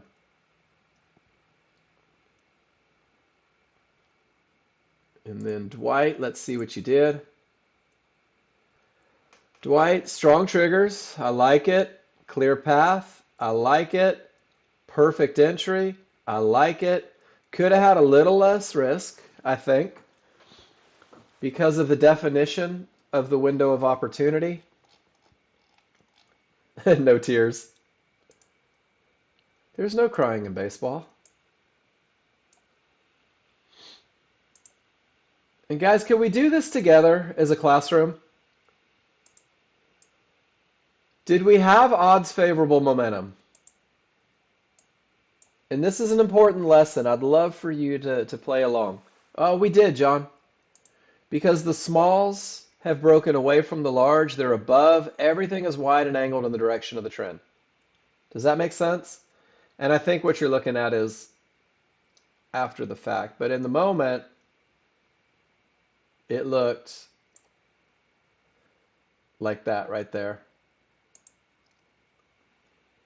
So odds favorable momentum on the large chart. All of my trigger lines have gotten above the one-to-ones, which means that I also have a clear path because I hadn't reached resistance. So guys, I want you to realize that rules 1 and 2 are met perfectly on this chart. I mean, this is the best look you could ever hope for. At the time of the reversal bar, the window of opportunity is created. And guys, the window of opportunity is that one line inside of favorable large triggers. Does everybody get that? Johnny, demerit. So that's where the market's most likely to continue, right? So this is, without question, the best setup for a high probability trend trade. And I want you guys to see the other side of it. It's a loser. Dwight, you took the perfect trade, and it didn't win. The only thing that I might say is instead of going all the way down to 84.25, save a little money. Put your stop where the market shouldn't go. But if you're cool with the stop, totally cool. But guys, this is that cost of doing business. This is that 20 to 30%. And I want you to mentally be ready that you will take this trade. But what's damaging is if somebody brand new takes this trade and it loses, they get mad. They're like, man, everything's set up, everything was clear. I took the perfect entry and I still lost, and this is absolute crap. And now I'm frustrated. And what did I miss? What did I do wrong? What changed? What didn't happen? And the reality is, guys, is this is the most beautiful trade you could ever take. And this is such a great trade that I'll take this one. And I'll go to my spreadsheet.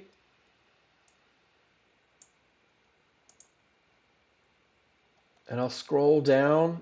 And I'm going to put Dwight right in the Hall of Fame. Because it's the perfect trade. It's everything. This is a trade that typically wins. And I'll put didn't work. But it's okay. What don't you see, Adriana? The rules being met? Or can you just not see my charts? Okay. Odds favorable momentum. Are you good with that? Cool. Clear path. Didn't reach the area, cleared the previous area. So far, so good, right? Large chart says go. So let's walk through the entry then. On the small chart, the rules say wait for a reversal bar. This signals the beginning of a pullback. At the time of the reversal bar, Adriana, our job is to look from the very top of the trigger lines to the very bottom of the trigger lines. And this tells me where to look for one of the areas. This tells me where to look for a fib, for a mid-band, for a yellow one-to-one, or any combination of them. Does that make sense, Cindy, Adriana? And then we can refine that even further because high probability trend trades originate from an area.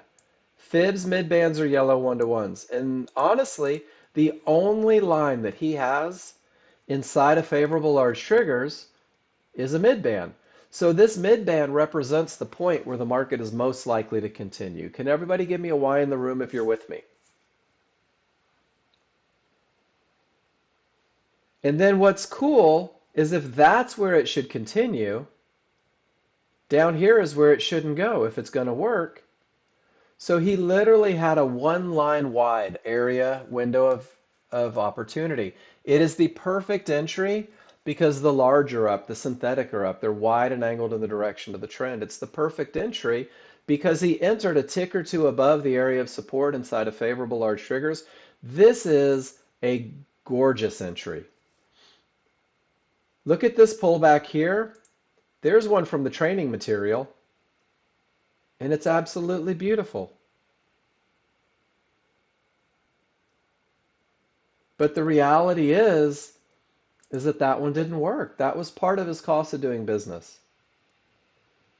Between the area lines within the favorable large triggers. So the window of opportunity extends from, and it's going to look different in every trade, guys. And this is what's important to remember.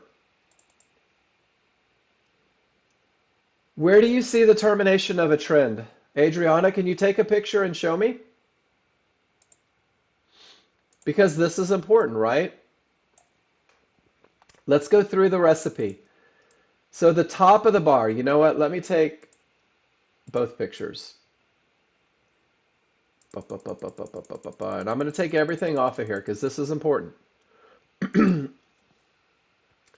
But you don't see the tail, Adriana, because at the time of the trade, what was this? The S&P?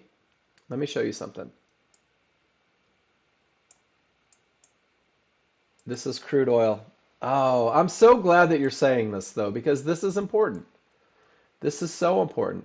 So at the time of the tail, Adriana, before the tail, that's what the chart looked like. You can see what happened after. So this is what it looked like right here. The top of the bar is the beginning of the pullback. That big tail didn't form. Nope, that divergence isn't there yet. That divergence, Adriana, didn't print until price was all the way down here. So all we have on this chart is odds favorable and a clear path. That's it. And then this is the beginning of the bar. And let's go through and make the box. So watch this. I'm going to circle the one with the big tail. Because after the fact, yeah, that doesn't look like a long trade at all. So what happens is when I circle that one bar, the top of that bar is the beginning of the pullback. If the area inside of favorable large triggers had held, then it would have created a tail up. It would have looked like a tail going the other way. So if we do the same idea when it turned down, and I'll circle that bar, the bottom of this bar is the beginning of the pullback, and the top of the tail is where it bounced off the triggers. Pretty cool, right? So we don't trade the tails. You don't see the tail in the moment. All you see is that great look, and your small chart looks like this and then you get a reversal bar, and you're like, uh-oh, here comes the pullback. And when it pulls right back to support inside of favorable large triggers, I'm never missing this trade. This is exactly what it looked like at the time of entry. Does that make sense, everybody?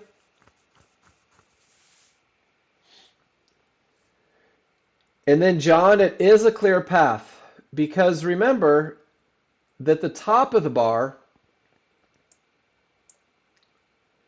is still, what, a full point away? And we're not trading this little area, right? That's not what we're concerned about. What we're concerned about is the distance from here inside of favorable large triggers to get back to that area. So it grows exponentially.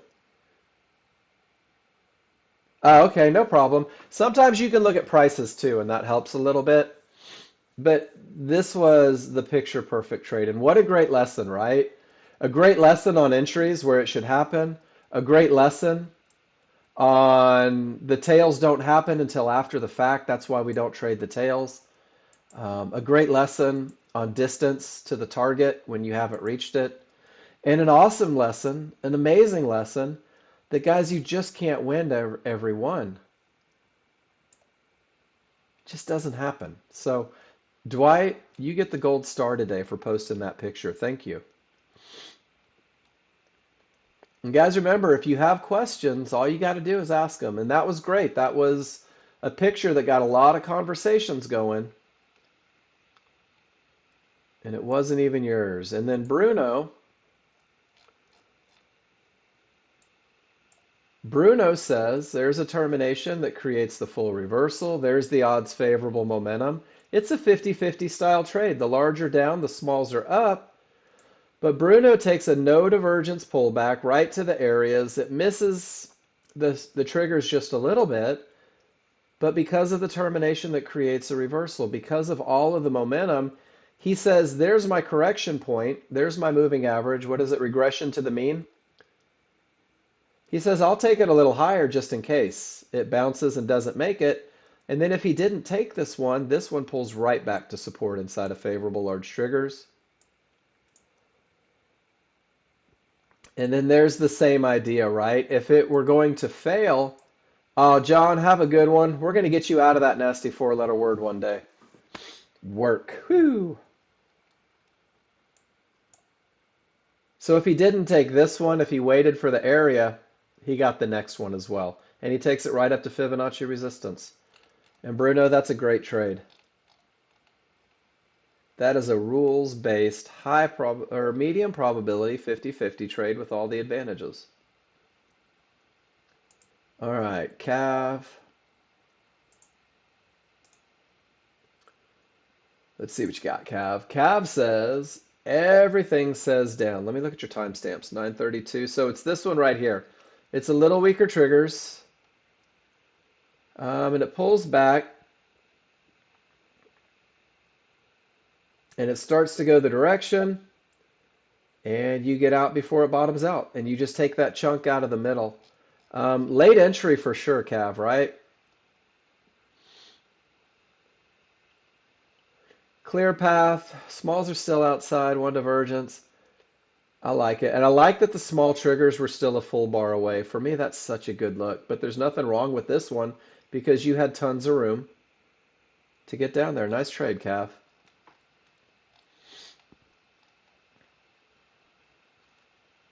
All right. And I haven't forgotten about the psychology thing. We are going to talk about that. And Adriana, I think you're going to appreciate how I approach it. Ron, everything says up. The momentum is great. You take a chunk. Guys, this is using your chart reading to learn how to take advantage of the moves within the moves, taking the advantage of momentum, taking the advantage of a clear path, and simply capitalizing on the way up. And Ron, that's absolutely beautiful. And then Cav, everything says down. And it looks like you went short and you got out. And then when it breaks below the one-to-ones, you get short again. And out on the low end. Cav, nice. Trading into a lot of trouble there from not a good top. but you managed to get it before all that consolidation happened. Nicely done. It sure is, BJ. Welcome to the room. So anytime you drop a question in here, I'm going to answer it. It may take me a minute to get to it sometimes, but this is perfect. I want you to abuse the heck out of this chat box. This is your room. This is your education. I want you to go to town on it, all the questions that you have. And what I'm doing right now is I'm just kind of scrolling through everybody's pictures and we're giving feedback. And then we're good. And this is Bruno again, who loves odds favorable momentum. And then Cav caught it a little early, and Bruno says, well, if Cav's in it, I'm going to get in it. And there's the pullback right up here. A little early, Bruno. And great target using those one-to-ones. Beautiful trading, gentlemen. Notice that the advantage of momentum is there. The advantage of momentum is real. And it pays huge dividends, guys. And then Adriana, same thing. Beautiful trade. First target filled, second target filled, and you entered right at the area, right at the top of the triggers. Beautiful trade, Adriana. BJ, seems like scalping. It's a little different, but you do get the macro view the way we teach it, and I'm not sure if you were in class at the very beginning. Let me show you how you get the macro view. What we do, that's okay, Adriana. We're going to talk about that, I promise. So we get the macro, BJ, with the large chart. We let the large chart lead the way with the methodology. Large chart being what the large crowd wants, the people that move the markets. And then we can literally take, when the large chart gives us these advantages, then we go to the micro view, and the micro view just refines this big broad stroke of a brush. So what it does is it allows you to take the overall. So Adriana's big chart said that this termination created a reversal and gave her the best look of momentum. And when she had the best look of momentum, on the smaller chart, she takes advantage of a little fluctuation in price, and it looks like that tail right there, and she enters right at the top of that tail. It's pretty awesome. It uses both.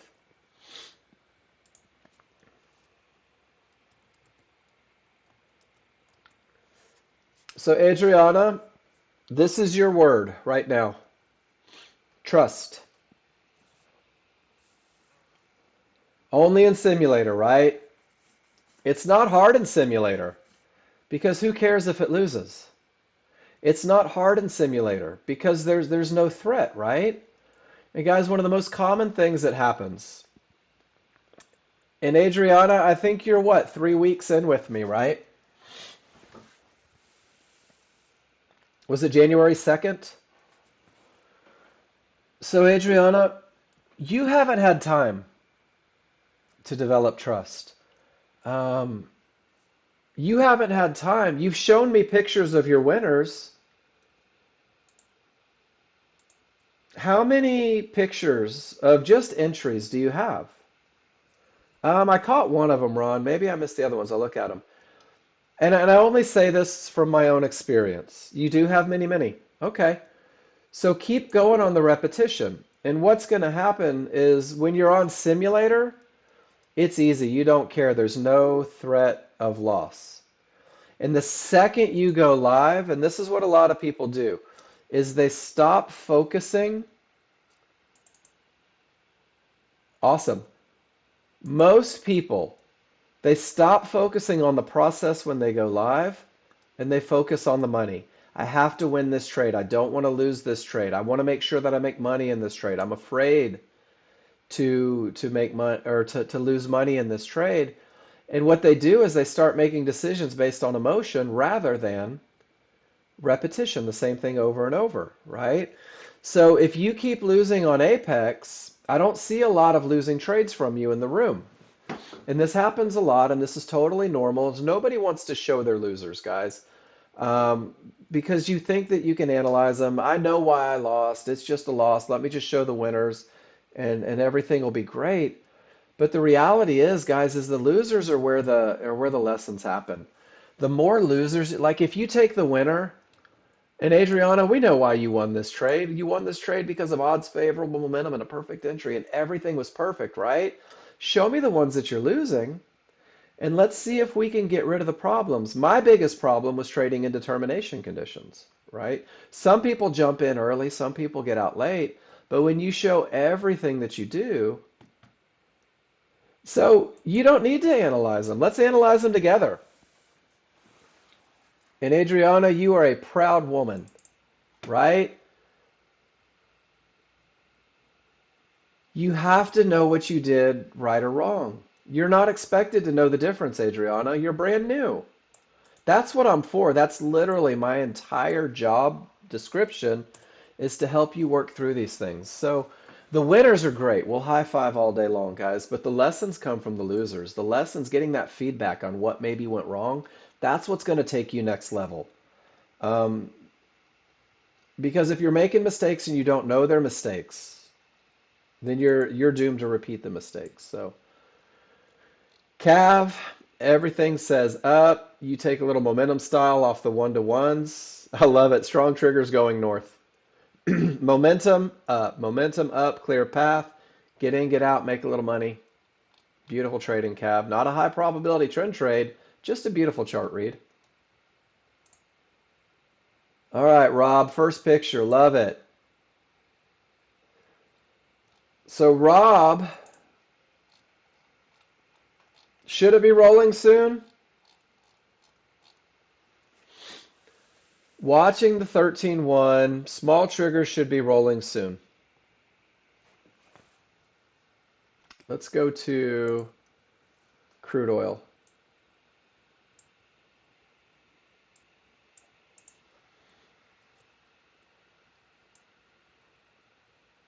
Well, right at a fib, right? So weak triggers has the potential.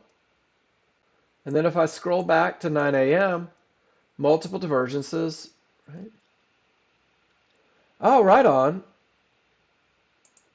Not necessarily, BJ. It doesn't necessarily represent consolidation. That's a good test pick, Rob.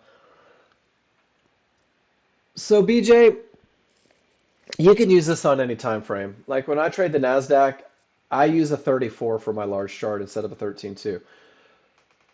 When everything agrees, life is good, right? But it doesn't mean that it's consolidation. And I don't know what your definition of consolidation is, but let me. So, for example, right here, the chart didn't agree. And this is the same look on both, right? It's not consolidation. It's just a faster moving chart where the small triggers fell below the large and it created a red background. The large chart still says we're going up. The large chart cleared the areas. That's the bounce and it's going up. Um, Consolidation, I'll show you what consolidation looks like. That's a pretty good example. When you can't get rules met either direction, that's a great look of consolidation. And let me pull back a little bit because I know we had some more. When price dances in between fibs and the triggers don't agree, that's great consolidation. When your rules for longs and shorts aren't met because of termination conditions both ways, and consolidation can happen for a minute, it can happen for an hour, it can happen on a wide range, it can happen on a short range. And that's one of the reasons why I'm a huge fan of not trying to define what the market is doing in terms of I think it's going to go up, I think it's going to go down. I'm a huge fan of simply speaking out when I look at my chart. I have momentum, and there's nothing in my way, and this pullback gives me the perfect entry, therefore I'm obligated to take a trade. And it doesn't matter what the news said, and it doesn't matter if I'm worried about whether it's consolidating or not. My rules keep me out of consolidation, whether it's short term, long term. But the reality is when the market consolidates long term in big areas, I still may have rules based entries. I might be able to capitalize within those areas. So um, just because they disagree doesn't mean consolidation. It means that there may be just a little hiccup in the trend for the moment. There may be a little hiccup in the trend just for the moment. Awesome, thanks. And BJ, just because you're brand new here, I'm gonna share with you one thing. I am not a technical guy, and outside of Nexgen, I have absolutely no experience in the markets, none whatsoever. I didn't know what a head and shoulders was. I still don't know what stochastics are. I don't use oscillators. I don't even have to read MACDs, but I'm really good at reading the software and gauging advantages. And so I try to keep everything to software reading. So when you guys have smart stuff to share it because I love to hear it, because I do enjoy learning, but I'm not what you would consider a very learned person. All right, and this was Miss Cindy, right? Strong top. I like it.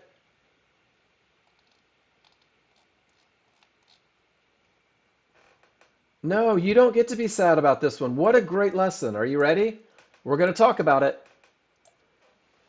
And I love this. Great recognition. Strong top creates the reversal. Absolutely beautiful. Cindy, rock star, great. But what do we have right here where price reaches support and absolutely none of the triggers break?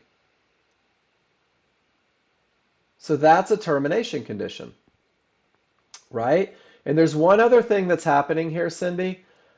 When price accelerates away from the large triggers, remember these are moving averages, right?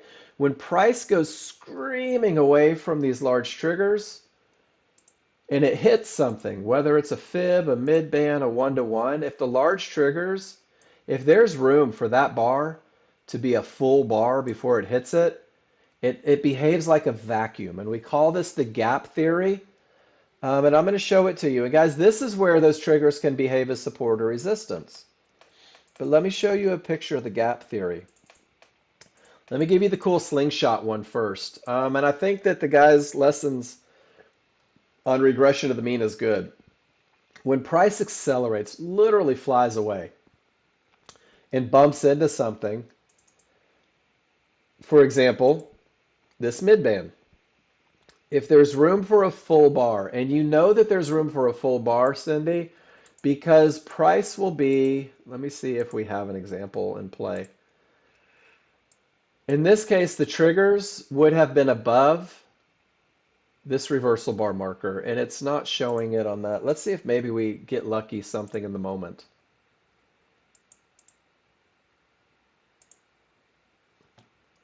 Nope, not an example in the moment, but that's okay. We'll go back to the pictures.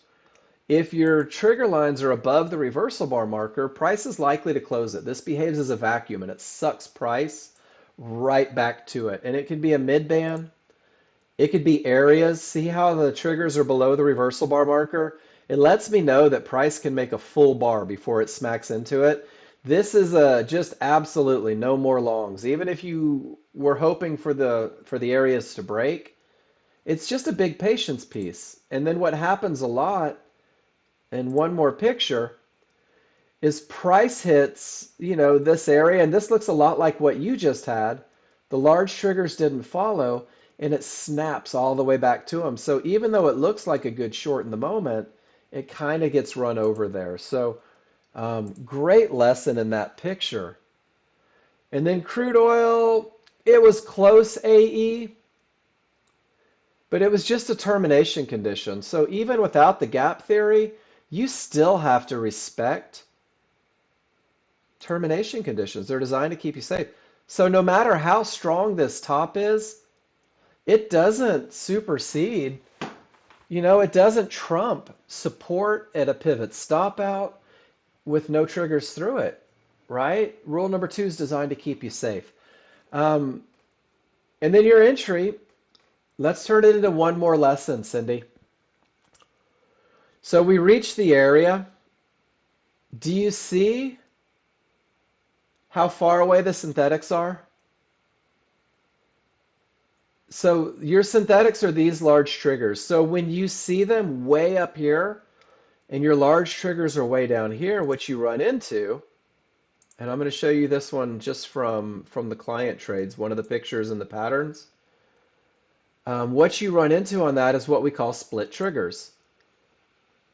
And while favorable large triggers create that super tiny area, right? That super easy entry, when the triggers are split, You don't know if it's going to go from here, that looks like your entry, or if it's going to close all the way to those synthetics. And in your particular picture, it did close all the way to those synthetics. It came down and it bounced, and then it bounced all the way up to the synthetics. And I'm not sure what it did after that, but I see that you're trading the NASDAQ. It's got to be perfect on the NASDAQ. Great lesson there. So thank you for posting that picture. That was pretty painless, right? It's okay to post losers. We just get smarter. But if you never post that loser, right? If we never talk about it, well, then you may not know about the gap theory. Large triggers are still up, small triggers are down. All the triggers are above all the areas of support, and you went short. You did the same at the end, did the same entry, Adriana? Does the lesson make sense though? So there's the big question. Does the lesson make sense about the termination conditions, about the gap theory? Totally. Cool. So thank goodness. Sisters from different misters. I love it. And then just because it's a good top doesn't mean that the termination's going to break, right? And we see it right there. And that creates a problem. Trading into a termination, that's trying to predict that the top is in place before you actually let the top happen.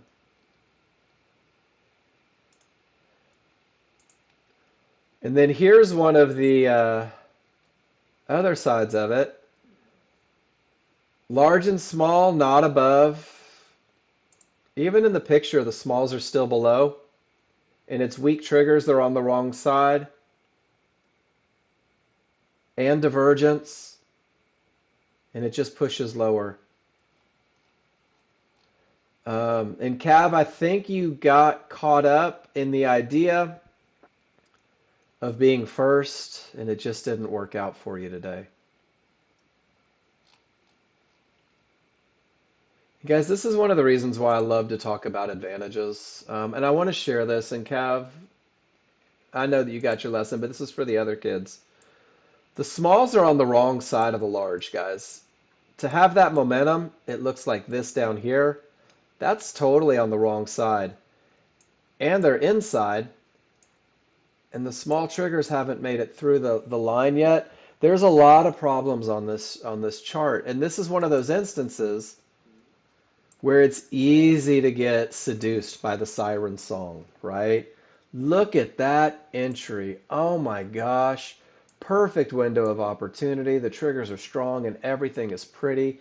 I love this entry, except we forgot to let the large chart lead the way. So I'm not trying to beat you up, Cav, but it's a great lesson for everybody in the room.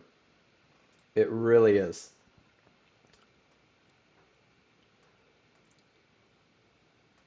Lost more of these than one? Yeah, me too. Me too. Every now and then they give you a winner just to make you think that it's going to win every time. All right, George, let's see what you did. George, everything says down. The path is clear. You take the early entry, and you said, you know what? It's still a great trade. Let me get in at the right spot and make money all the way down. George, beautiful trade. Termination, same thing, right? Everything says down. The momentum is strong. Missed your first entry. You take the second one. And right into those one-to-ones is a great spot to get paid, GWC. Nice job. I'm telling you guys, momentum fixes problems. It really does. All right, Adriana, you lost this one.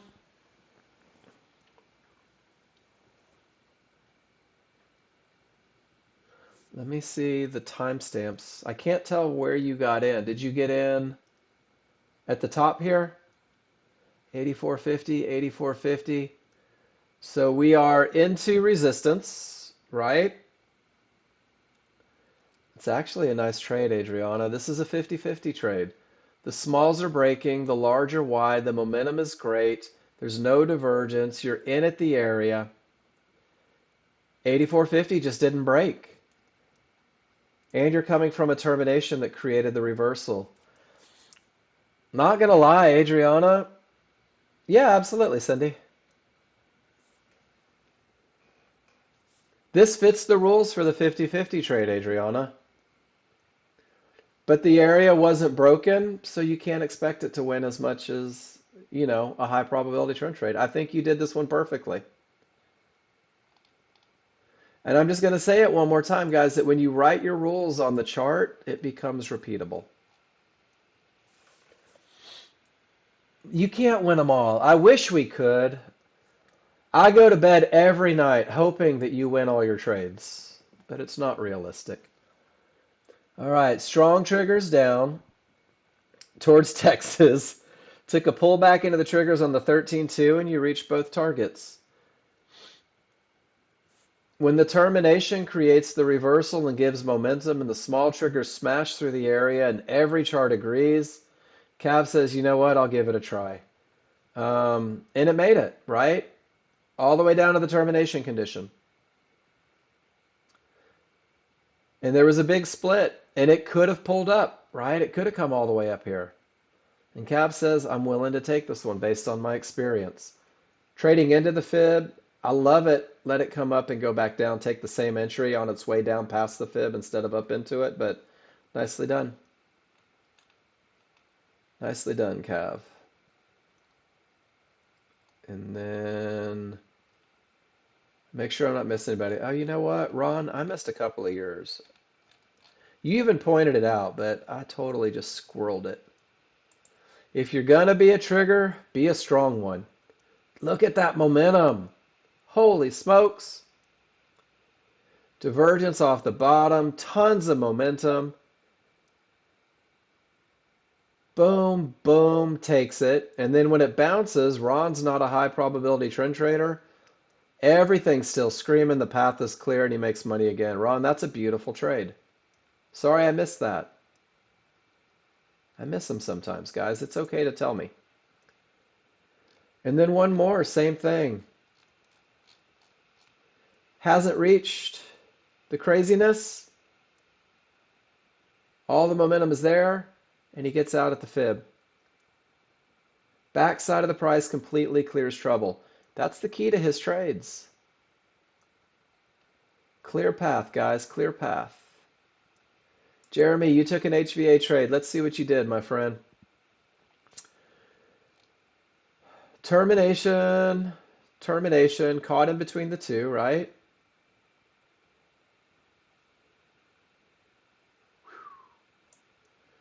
Jeremy, I'd love to see your rules for an HVA trade. Unfortunately, this one doesn't fit any of mine.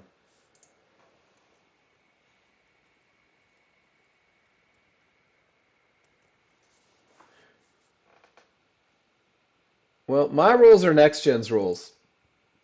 So let's go through it. No, you're good. So you went long, right? Everything says down. You're fighting strong triggers. You did have a termination. Everything says down. You're putting all your faith in one little green line. So let's go to the rules real quick, and I want to show you the look that's such a better look. And you're pretty close, right? Good top or bottom, no triggers through. That's it. Absolutely beautiful. I like it. Yeah, I like that Texas reference very much, Cav. You didn't hit the next area. I like it, Jeremy. You got the first two, right? You had room to run. So when you're taking your entry at the HVA, the HVA line needs to be inside of triggers pointed in the direction of the trade, not against it. And that's the biggest thing. Really, all you did here is that HVA line, that shove got it up to those triggers, the gap theory, right? So when you hit the gap theory and it starts coming back down, you're fighting odds favorable momentum. You're fighting odds favorable momentum. And the idea behind the HVA, and this will help a lot, is that you let them roll, that you let the small chart roll. So let me find this picture for you real quick. When everything's aggressive, we're not looking for that pink line. But when the triggers roll and the pink line falls inside of triggers in the direction of the trade, crisscross. It's freaking easy when it comes from that termination, because you're not really fighting. Because by the time this happens, and it probably happened up here, your large triggers are already starting to weaken a little bit, and you're not fighting all that crazy momentum. But at least one of your small charts has begun to roll in the direction of victory. So it's the right idea. You had the right idea.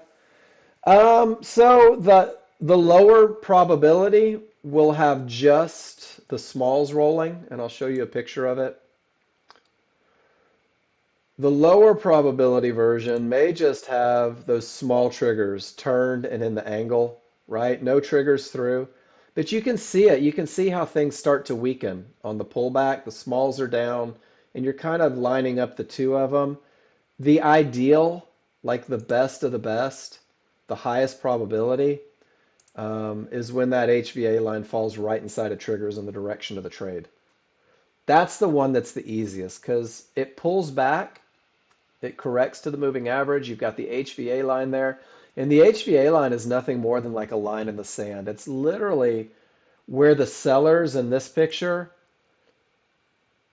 from that reversal bar, there was a huge breakout, nothing but sellers, and that was the line in the sand that they create. That's what the HVA is. The HVA is saying, hey, buyers, I dare you to come back, and we're going to unload on you, right? So when the trigger lines are in the direction of it and the buyers push back, the sellers are just waiting at that line in the sand to absolutely kick their asses. And that's the only thing that was missing from your HVA was allowing that slowdown, letting the triggers roll. Great picture, man. Thank you. Good lesson. Definitely a good lesson. Guys, there's so much to learn outside of the high probability trend trade. And Jeremy just gave you the best example of how you learn it. Take the trades, ask the questions. All right, Dwight, odds favorable momentum. Let me blow that up a little bit. Odds favorable on the 13-2. Smalls are still outside the large. Price hit the cyan line to the tick, and none of the triggers had broken it. And none of the triggers had broken the one-to-ones either. So we've got full-blown termination conditions beneath us. You take a perfect entry, and you're like, man, that's not ideal conditions. Let me just make a little money and get the hell out. And Dwight, you're the king of this, my friend. You believe in momentum in areas inside of favorable large triggers enough to take the perfect low risk entry and just get out, make $400 or $500 and wait for the next one. I really like the way you've grown into your plan. And it's consistent. It looks the same every time you post. It's like Ron. It's the same darn trade every time. Hey, Mark, check it out. Odds favorable, clear path. Let me make some money. Oh, did I mention? Odds favorable, clear path. Let me make some money. Guys, this is one of the signs that you're getting to where you want to be. When your trades all look the same, when your only prerequisite for entering a trade is that your rules are met, guys, you are maturing as a trader. When you abandon hopes and you're just like, it's got to be perfect or I'm not taking it, life gets easy. But it takes a while to get there. And you know what helps is when you annotate a chart. When you talk about what you see. And you'll annotate for a week, right? And you'll be like, hey, Mark, check it out. I'm going to annotate my charts because you're a pain in my butt. And then you're going to stop. So, Cindy, let's annotate together. Did you have odds favorable momentum? Were the smalls above the large? Were they wide? Were they angled in the direction of the trend? I say yes. Did you have a clear path? I say no. But you take the perfect entry, right? And the only place, Miss Cindy, the only place where your rules say this market is most likely to continue from is bum, bum, bum, bum, the only area inside of favorable large triggers, and we're turning this into a different lesson. That's the only spot, right? That's the only area inside of favorable large triggers, and you don't have a clear path. It's okay to not lose so much on this trade, because if it doesn't go from there, it's probably going to push down. Can I give you a great NASDAQ lesson, though? And I love your entry, and I want to tell you why I love your entry. Because you entered at the perfect spot. And when the market pulled all the way back to those small triggers acted as resistance. This is the way the NASDAQ tells you that your trade isn't going to work. If it doesn't just continue up off those small triggers, chances are it's probably not going to. And you see this in the NASDAQ sheet. And this is one of the little nuances for NASDAQ. So this is just a way for you to get a little bit better with it. And one of the biggest things is never fight the small triggers on the entry chart. If they're a full bar away, price loves to come back to it. But if it doesn't smash through, it's probably going to push down. And do you see on this one, it looks just like yours. Price bounces off of the area, hits the small triggers, they behave as resistance, and they behave as resistance again. And this is one of the best lessons for the NASDAQ, is don't ever fight those small triggers. Hey, take care, Cav. And the cool thing is, the flip side of that is if they're a full bar away, like they were at your entry, is you have time to manage, right? You have time to get to that almost zero loss level as it comes back to it. So in your picture, when you entered the trade, it was outstanding. When it pulls back to resistance and those small triggers, at this point, well, you never got, it looks like you entered it on the way down. So you didn't get in on the way up. You got in on the way down, which makes it a little harder to do. For me, when it bounces and hits it, I'm not taking this entry. And this is just a little NASDAQ nuance. Don, they're in the spreadsheet that I give out every day. Let me drop it in the classroom for you. It's in the client trades yellow section. And you're welcome. And I would encourage all you guys that are trying to trade the NASDAQ, learn to respect those small triggers. Because when they look like this, remember that your NASDAQ small chart is the large chart on every other chart that you have.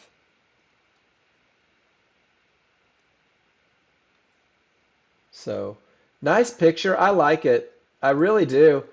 It was a termination. It was a full reversal. It was odds favorable. It was a 50-50 with no divergence. It just didn't work. So all of the coaching coming from this, Cindy, has absolutely nothing to do with the idea that I don't think you took the perfect trade. What I think happened is you took it on the way down on the second push, not it, so you missed the small triggers acting as resistance. And that'll be something that you'll catch quicker on the NASDAQ. Sometimes it happens really fast. Great picture. Annotate your charts. Same one, Dwight. We saw it. Terminations pushed up, huh? You're welcome, Cindy. The aftermath of trading into a termination. I like that you took that picture, Dwight. I love seeing pictures of termination conditions. All right, hypoxic, loser. Oh, there's the large chart. Okay. So let's see. That's your small chart. This is your large chart. Let's focus on the large chart first. You got in at 1051.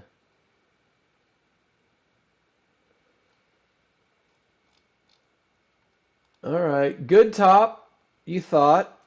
I like it. Hypoxic. The good top wasn't the challenge, though, was it? The odds favorable momentum wasn't the challenge. Can you identify something on this chart that may have contributed to the market wanting to go up? And guys, this is where I get a little preachy. And not at your expense, hypoxic. I think one of the easiest ways to get to where you want to be, and you know what? I'm not even going to say I think. Guys, I know without freaking question that the easiest way to get to where you want to be is to write your damn rules on the chart. I like the good top, right? But what are the rules? What do the rules say? Where is my little slidey thing? Here we go. Nope. All right, hypoxic. I'm going to pull up a checklist. I'm going to pull up a high probability trend trade checklist. The things that I really think you guys should be writing on your charts. And it surprises me that you guys still fight me on this, but it's okay. So strong top or bottom. And hypoxic, I'm going to give you that one. Triggers didn't break. You got the reversal. Absolutely. Pretty kick-ass, right? Pardon my swearing, guys. This is an awesome look, and you nailed it. You nailed the good top or bottom. Odds favorable momentum. Hypoxic, without question. 2 for 2 so far, brother. Killing it. And what if, instead of writing sold the pullback, what if you wrote, I'm going to cover that, because that has nothing to do with your large chart. What if you wrote odds favorable momentum and drew an arrow and reinforced the idea that you had this beautiful advantage?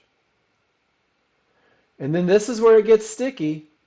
No termination conditions on the 13-2. And hypoxic, that was a resounding no. So if you're working on termination conditions, you should be typing price reached the fib, triggers didn't break. And I want you to see how the mentality of trading works a little bit. Hypoxic, the exact same look that you called a good top, you were willing to trade into down here. Textbook termination conditions. Price reached the fib, triggers didn't break. Rule number 2 is not met. Does that make sense? And the only reason that I do this, the only reason that I say this, is because I think it's important every time you take a trade to speak in terms of advantages, to talk about why you're getting in and why you're not. And you don't mention it. And then when you go to the entry, what if you had said, pull back to an area inside of favorable large triggers? You do have an area inside of favorable large triggers, right? Or at least inside of large triggers. Do you notice how your large and your synthetic have a huge gap in between the two? And you were so convinced that that was going down that you took a second trade, not from an area inside of favorable large triggers. So you managed to lose the trade twice directly into rule number 2 not being met. I've done it, which is why I can talk through this so easy. But if you take a second and walk away, right? I see everything, hypoxic. Everything. But look how easy this one was with a clear path. You could have held that one all the way up to there. In this one, you fought everything, but you managed to pull one off right at the fib. But this one's directly into the term, right? Market wanted to go up. Short it, pulled back to the fib. Stopped out, moved just above the midband. But your triggers are all over the place. I think it's an awesome picture, hypoxic. I really do. And I think that there's a lot of great information there. But the most important thing that I want you guys to get out of it is if you write your rules on the chart, what it does is it helps you not make the same mistakes over and over. If you have to type out, I'm trading into a termination condition. If you have to type out that I didn't have the best momentum, or even the other side of it, if you type out, I had the best momentum and I had a clear path, and that probably helped me achieve success. And then you can just do what Debbie does, and Debbie says, with all this momentum from the termination, I'm willing to take one shot, and I'll take it as the market's on its way down, and then trading totally into nothing but termination conditions, right? But not willing to risk anything. She's like, if it breaks, amazing. If it doesn't, there's no way I'm giving it back. I like the trade, Debbie. Trading into a lot of trouble, but with a little momentum, sometimes you can pull it off. Great job. So, guys, I apologize if that sounds like, oh my gosh, he's saying burr, burr, burr, burr, burr, and he's beating up Hypoxic for not writing his rules. The idea is that you can repeat exactly what you're doing, guys, and the more you write on your charts, the easier it becomes. I promise. I avoided it forever. I avoided posting in the room forever. I avoided writing rules down forever. And I got exactly out of it what I put into it. Um, Very little. I lost 5 grand over in 21 trades in about 2 hours and just literally got my ass kicked. So let's go through our chart read, guys.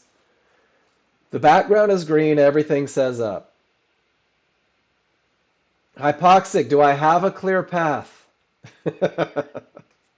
What do you think? Price reached Fibonacci resistance.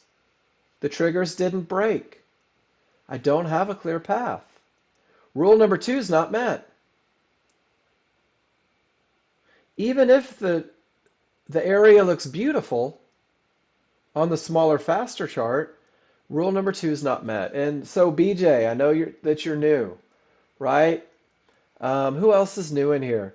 Guys, the idea is every time you look at the chart, you speak in terms of advantages. You speak in terms of whether or not you have momentum, whether or not you have a clear path. And what happens is you begin to believe it. You begin to believe that even if this market goes up from here, the advantage of a clear path is gone. So if you take this trade, you know that you have to be aggressive. You know that you have to manage tight. You know that there's problems, and it'll affect the way that you manage your trades, even if you still take it. Price reached support. BJ, here's your consolidation a little bit. Price reaches support even with odds favorable momentum, and it bounces all the way up to resistance, and it bounces all the way back down, and we get 3 divergences in the same price range. So what you're seeing is a market that's trying to break out here. It's either trying to put in a bottom to go back up, or that's as far as the sellers could get, and you see it clear as day on your chart. Don't go short into it because look at the bounce that it created. And now the trigger lines don't agree. So we're in a holding pattern, the if-then. If the market reverses, gives me odds favorable and a clear path, I'll look for longs. Or if this area breaks and I get odds favorable and a clear path, I'll look for shorts. But until that happens one way or the other, guys, your best bet is to do nothing. And it's okay to do nothing. Look at the bounce that divergence low created. And it's still a termination. And we're just kind of waiting. We're just kind of waiting for the best of the best. Guys, we got about 30 minutes left. What do you want to talk about? What's on your mind? Newer users. This is a great opportunity for you to go, hey, what the hell was this? I get excited about you guys posting in the room and talking about what you're doing. I get excited about you guys following rules. It's fun for me to watch you grow as traders. But you've got to become a chart reader first. You've got to be able to discern the information. So Don Sanchez, large triggers staying down. It looks like the market is probably going down. The one that we're looking at currently?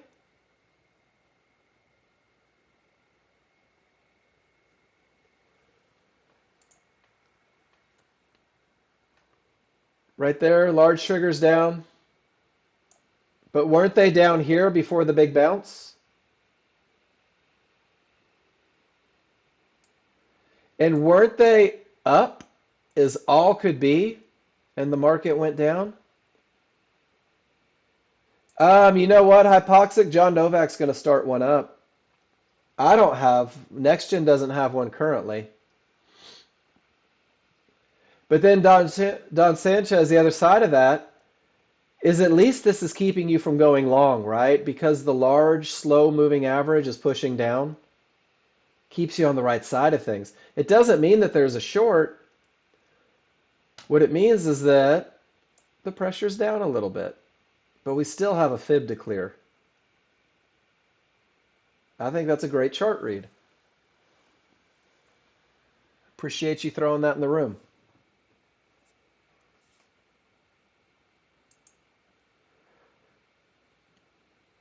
So let me show you something cool. Yep, super strong triggers into the area.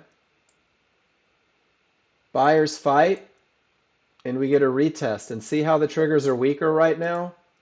And this is why I'm not going short into that fib. I'm going to show you straight from the tops and bottoms. There's a good example. And there's a good example. So it's that little bit of patience. John Novak is going to create that channel, hypoxic. But here's the thing, and I'm going to throw this out there, is what good does it do you to watch someone else do it, right? You need to do it and get the feedback. And I like talking through it. I like talking through trades. I think it's awesome. Let me show you something that you can do, hypoxic, and I think that you'll find a lot of value in this. And I think everybody can find value in this. So this is capture. There's a video button. Talk yourself through trades. Click that video and talk about what you see.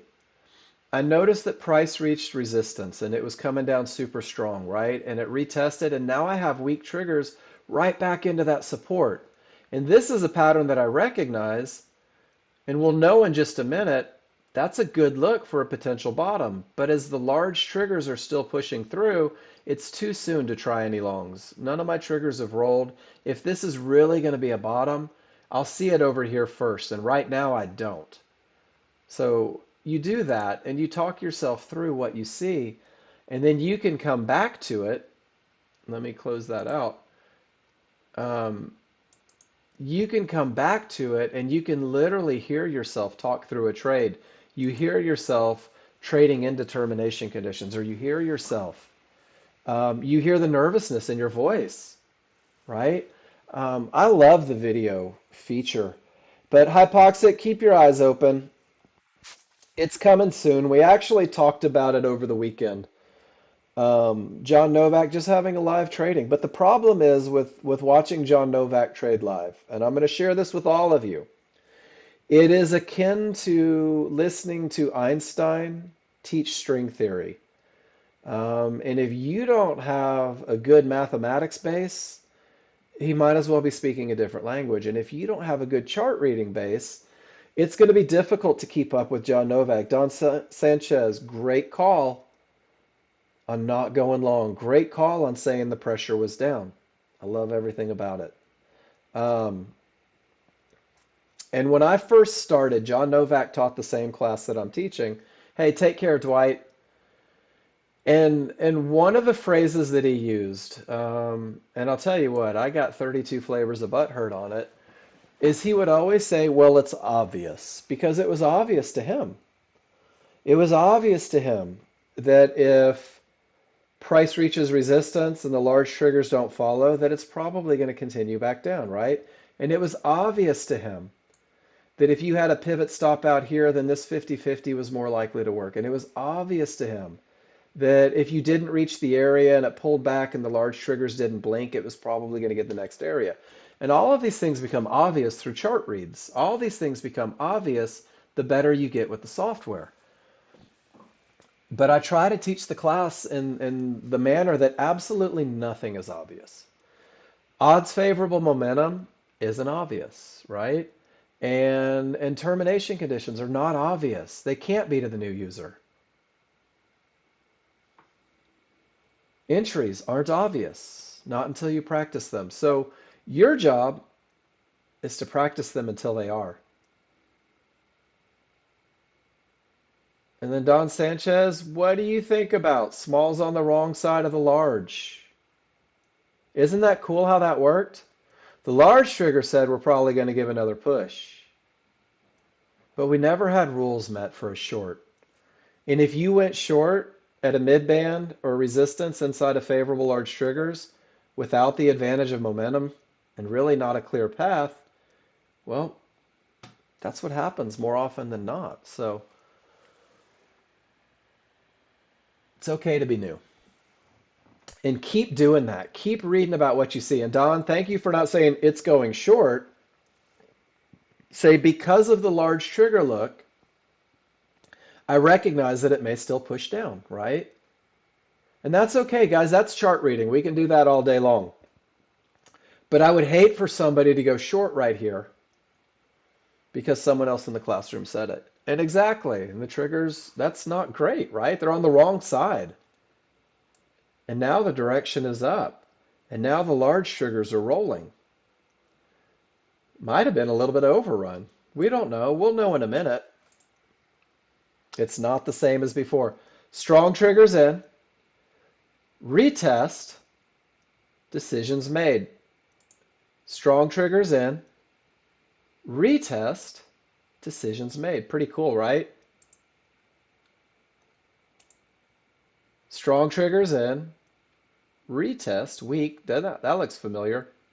Decisions made. Everything's patterns. And I like that you said that you'd seen this before. Everything's patterns, right? Everything is patterns. Everything repeats itself over and over, guys. And the goal is to get to where you just recognize the pattern, where you've seen the same thing so many times that you can create a valid expectation. My larger flat, my smaller above it, my synthetics are down, but my larger up, right? I still don't really have rules, Matt. Jeremy, you might have an HVA over here, but it's not a no triggers through termination, if that makes sense. Which is rule number one as you're working on those HVA trades. There's a termination that created the full reversal. My gosh, thank goodness for rules, right? There's that odds favorable momentum. There's that no divergence on a pullback. And that's the bottom of my window of opportunity on a 50-50 trade. The area where the market is most likely to continue is somewhere from this fib inside of favorable large triggers to these yellow 1-to-1s inside of favorable large triggers. There are no tails on the large chart, but there is a termination that created a full reversal. There's odds favorable momentum, and this area 74.90 has the potential to break because of the momentum. Since this chart says there may be a potential entry, I waited for the reversal bar on my smaller, faster chart. At the time of the reversal bar, I identified my trigger lines and then the bounce points within. From the lowest point of resistance to the highest point of resistance. This circle represents the point where the market is most likely to continue if it's going to continue that trip down, assuming there's a pullback. There is no guarantee of a pullback. Did that make sense, everybody? Whether it gets me or not, I don't have any control over. My window hasn't changed, though. And the situation hasn't changed. So just because this one didn't get me doesn't mean that this one won't, right? I don't know. We'll see. But that's all I can do is follow rules. What do you want to talk about, guys? Everybody good? Everybody's got this down. Perfect. I like it. Thanks, Don. Remember, guys, it's okay to keep it easy in the beginning. I'm going to give you the KISS plan one more time. You will outgrow this, I promise. Did anyone ever see Full Metal Jacket? The scene where all the Marines are running through the mud and they're like, we are outgrowing their grasp. They can no longer control us. You're going to be like that with your trading, guys. You're going to get to the point to where you're so stinking good at reading charts that you don't need me anymore. You'll pop in to say hi every now and then, but you firing me because you don't need me, that's my goal for everybody. Remember that the path is real. The path is very real. The more you post, the quicker you'll get to where you want to be. The more questions you ask, the quicker you'll get to where you want to be. The simpler you keep it, the more simple it is, the quicker you're going to get to where you want to be. Utilizing market replay, giving yourself repetitions. That's the only thing that I can't give you. I can put the greatest software in the world in your hands. I can also put the most expensive hammer in the world in your hands. It doesn't mean that you can build a house. You've got to get to the point to where you can swing that hammer effectively. And then Jeremy, a little better, but not highest probability. So when everything is absolutely screaming down from a termination, no triggers through, all this is a momentum style trade. This has nothing to do with high probability trend trades, Jeremy. This is a little snapback. It's just a momentum style trade. Does that make sense? Let the area break, snap back to it. HVA has nothing to do with the trade other than it supports. It supports the idea that this is a line in the sand, that this is where the sellers are going to want to push again. It's confirmed with the momentum. But HVA trades, Jeremy, they happen up here. It's like true tops and bottoms HVA trades happen up here, but this is freaking amazing. Yeah, real close to the term. This is just utilizing the high volume area, just kind of reinforcing the idea that this momentum trade is fantastic. Look at the momentum on the small chart. Look at the momentum on the large chart. Look at the momentum on your range chart. And where's it going to snap back to? Well, you've got a fib protecting you, and you've got an HVA right before it. Everything about this trade is absolutely beautiful, Jeremy. That's how you use the HVA line outside of the HVA trade. It's still a line in the sand where the sellers are really likely to just shove that thing all the way down. Nice trade. I like that one. I would take that one. Embrace the process. And now this one's for Ron. This is hard for a lot of people to accept. Guys, you're not in charge. No matter how much you want to be, you're not in charge. No matter how alpha you are, you're not in charge.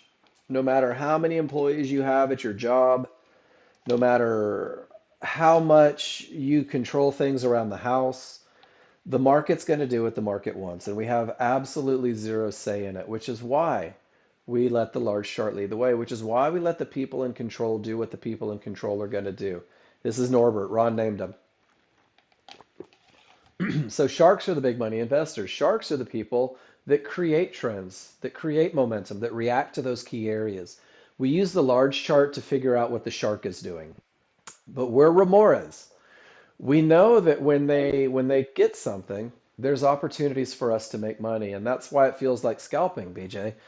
Because when this guy creates momentum, right? When this guy doesn't have any areas to react to, there's always this guy that tries to be first, right? And he's not going to stop a shark, but the shark may go like, ah, damn fish, right? And you get that little stutter. And guys, that's where the remoras capitalize. This is where we jump in. We're the remoras. We just hang out with this guy, and he doesn't mind us because we're no threat to him. But what he does creates opportunity for us. And if you kind of stick with that you'll never be in control of the market. You'll never be able to make it move the way these guys do until you have the money to make it move the way these guys do. It becomes a challenging endeavor. So where are we at now in crude? I love the momentum. Odds favorable. That's pretty solid, isn't it? But price reached Fibonacci support. Not one of the trigger lines broke through. Do I have the advantage of a clear path? Not so much. I am at areas inside of favorable large triggers, but rule number 2 isn't met, guys. It might go down from here with all that momentum. It might retest it like we saw in the other market, or it might just rocket back up. They may want to get to 80 today. Hell, I don't know. So if I take this trade right at the area inside of favorable large triggers, you better believe I'm not going to risk much because I want to see if that momentum retests, right? And I'm going to take quick profits and I'm going to take it out at the line, and there's my reversal bar. And it may go down because the momentum says down, right? The good top says that they had some work to do. The area inside said that I could get at low risk, but I don't have a clear path. First target's filled. I'm not going to risk any money because it's still not a clear path. But we'll see if all that momentum retests. Guys, this is your next level. Eventually, you say with a top like this, with this much momentum, with a perfect pullback to one-to-ones, I'll take this one all day long, and we'll see if they go and retest the fib. And if they retest the fib, you just made $230 the easy way. And now that we're at trouble again, now you might say, I'm going to sit on my hands and do nothing. Does that make sense, everybody? Until you have the repetitions to do this, that fib can be a game changer. But once you get good at chart reading, you might grab a little cash on the way down. Mark gets a chili dog. Not my first rodeo. Not my first rodeo. Been reading charts for a while. I love chili dogs. We have a few more minutes, guys. Is there anything you'd like to talk about? Is everybody cool with the basics, right? And I guess we'll talk about this. What's the window of opportunity here? That's it. Pretty amazing, right? Stop goes outside. And hypoxic, I love to do it when it happens. Yes, chili dogs. But you know what the challenge is, hypoxic? And I hate that it has to be this way. Is if I take this entry and it runs me over, there's somebody in the room that says, well, he just lost the trade, the software doesn't work. And that happens a lot. People believe that one loss means that things don't work. But they believe that one lucky win is the basis for a plan. And it's just, I guess it's human nature. So I have to go through rules met, and I have to be very careful that I trade rules met. And this was not, and that's why I talked about it. That's why I said we're into a termination, and I talked about the reasons why you still may take this trade. I didn't take it on the way up. I took it on the way down. Because if it never starts to go down, I never take the trade.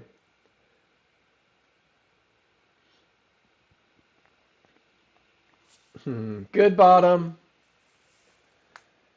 Awesome. And that's great. And hypoxic, that's why I like you guys to post in the room with your annotations and tell me what you're thinking. Because, so Haji told me that he had a good bottom, which means this termination created the full reversal. He said he had odds favorable momentum. This opens itself up to one lesson. And that lesson is that as we accelerate away, momentum is growing. When we return back, it's not the best, but it is still odds favorable. You're still outside. So I like it, Haji. And you said that you didn't really have a clear path. And it's not even not really. It's, Haji, you don't have a clear path. You have traded directly into resistance that absolutely no trigger lines have broken. And what I want you guys to be able to do is say, I don't give two shits what the other chart looks like. Pardon my French. I don't care what the other chart looks like because I can't trade into that because it doesn't make sense. And look at the momentum. The momentum isn't the best. So even though you took a nice entry, if it was a clear path, it didn't work. And then the second lesson on this one, Haji, is if you're going to trade into a fib, and I'm not telling you guys not to, because there may be times where it's appropriate. We just saw that. That's where the market is most likely to continue, right? I love your stop. Don't sit and hope forever. Beautiful stop placement, Haji. You took a shot.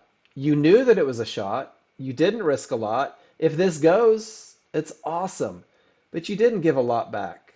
11 ticks, right? You could have probably even gotten a little tighter. And all it does, and the only thing that I'm saying, Ron, have a good one, man. The only thing that I'm saying, guys, is when you speak in terms of advantages, and Haji, you did a great job of doing it, you knew what you were up against. You knew that it wasn't high probability. So if you make the choice to take it, you can't pretend to be surprised when it kicks your ass when you trade into a termination condition. Does that make sense? And that's for everybody.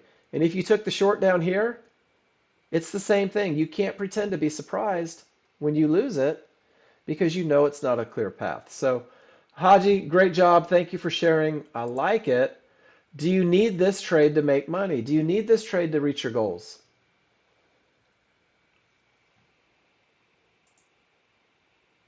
I don't think so, but what do I know? That's what you do when you're bored. So, guys, let's do some math together. If you can pull off $500 a day on a two lot, right? So that's 250 a contract. Let me pull up my calculator because I want you guys to see this, and I think that we miss out on how things add up. At $500 a day, I'll let you guys see it here. And there's 5 trading days in a week, right?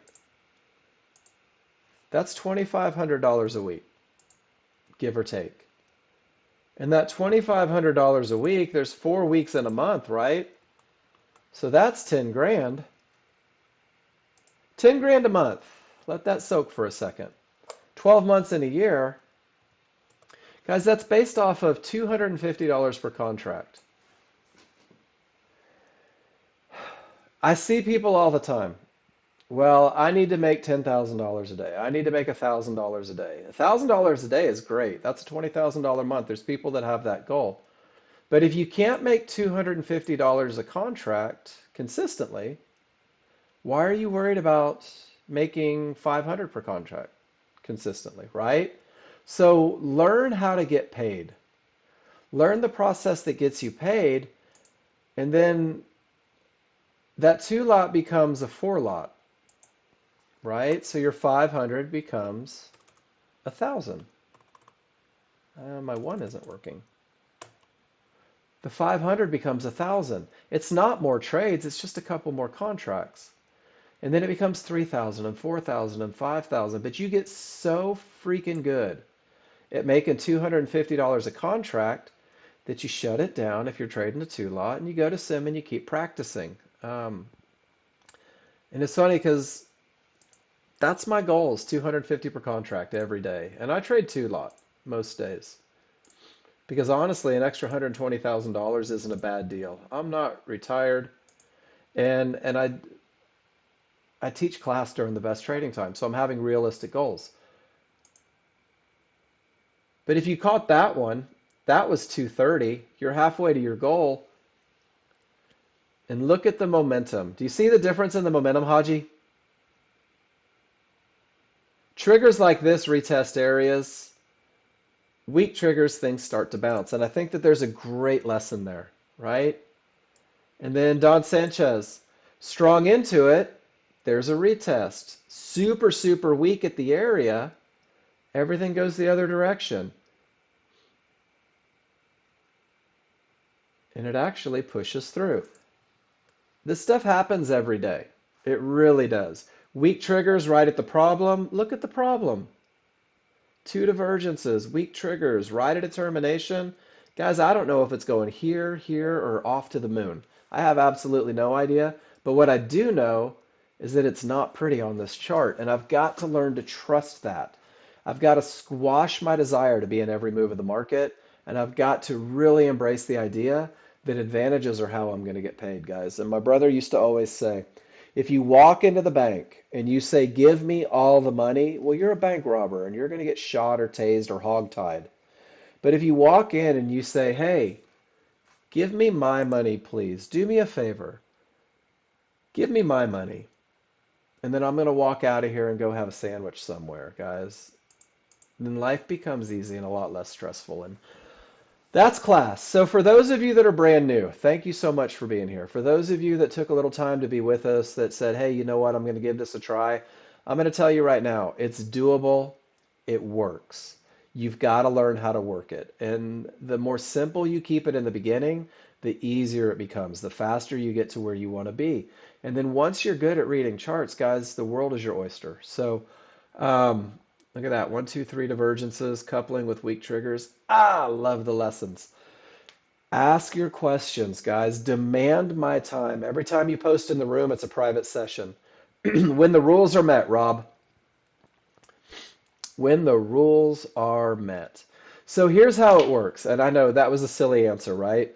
So, Rob, here's what happens. In the beginning, when you're brand new, you are listening, you're hanging on every word. You're learning the advantages, you're learning the looks, and you're getting good at it, right? And there's not a lot of time to trade during the day. You're going to trade while I talk in a couple weeks. I trade in the morning. I wake up at 5 a.m. Central and I watch the market. And if my rules are met, I take trades. And if they're not, I don't. And then I come hang out with you guys for 3 hours, which is when most of you trade. And then after, I go look for rules to be met again. Rob, at 2 a.m., you may be the only person up, right? So the liquidity isn't there. The volume isn't there. The market doesn't flow as smooth in most cases. But at 2 a.m., crude oil opens in Europe. So crude oil may be a good 2 a.m. market. The S&P or the Nasdaq may not be. Um, so find when you have time and find a market that moves during those time frames. You can do that with market replay. You can go market replay any market, any time frame, and you can see how it moves and see how it treats you.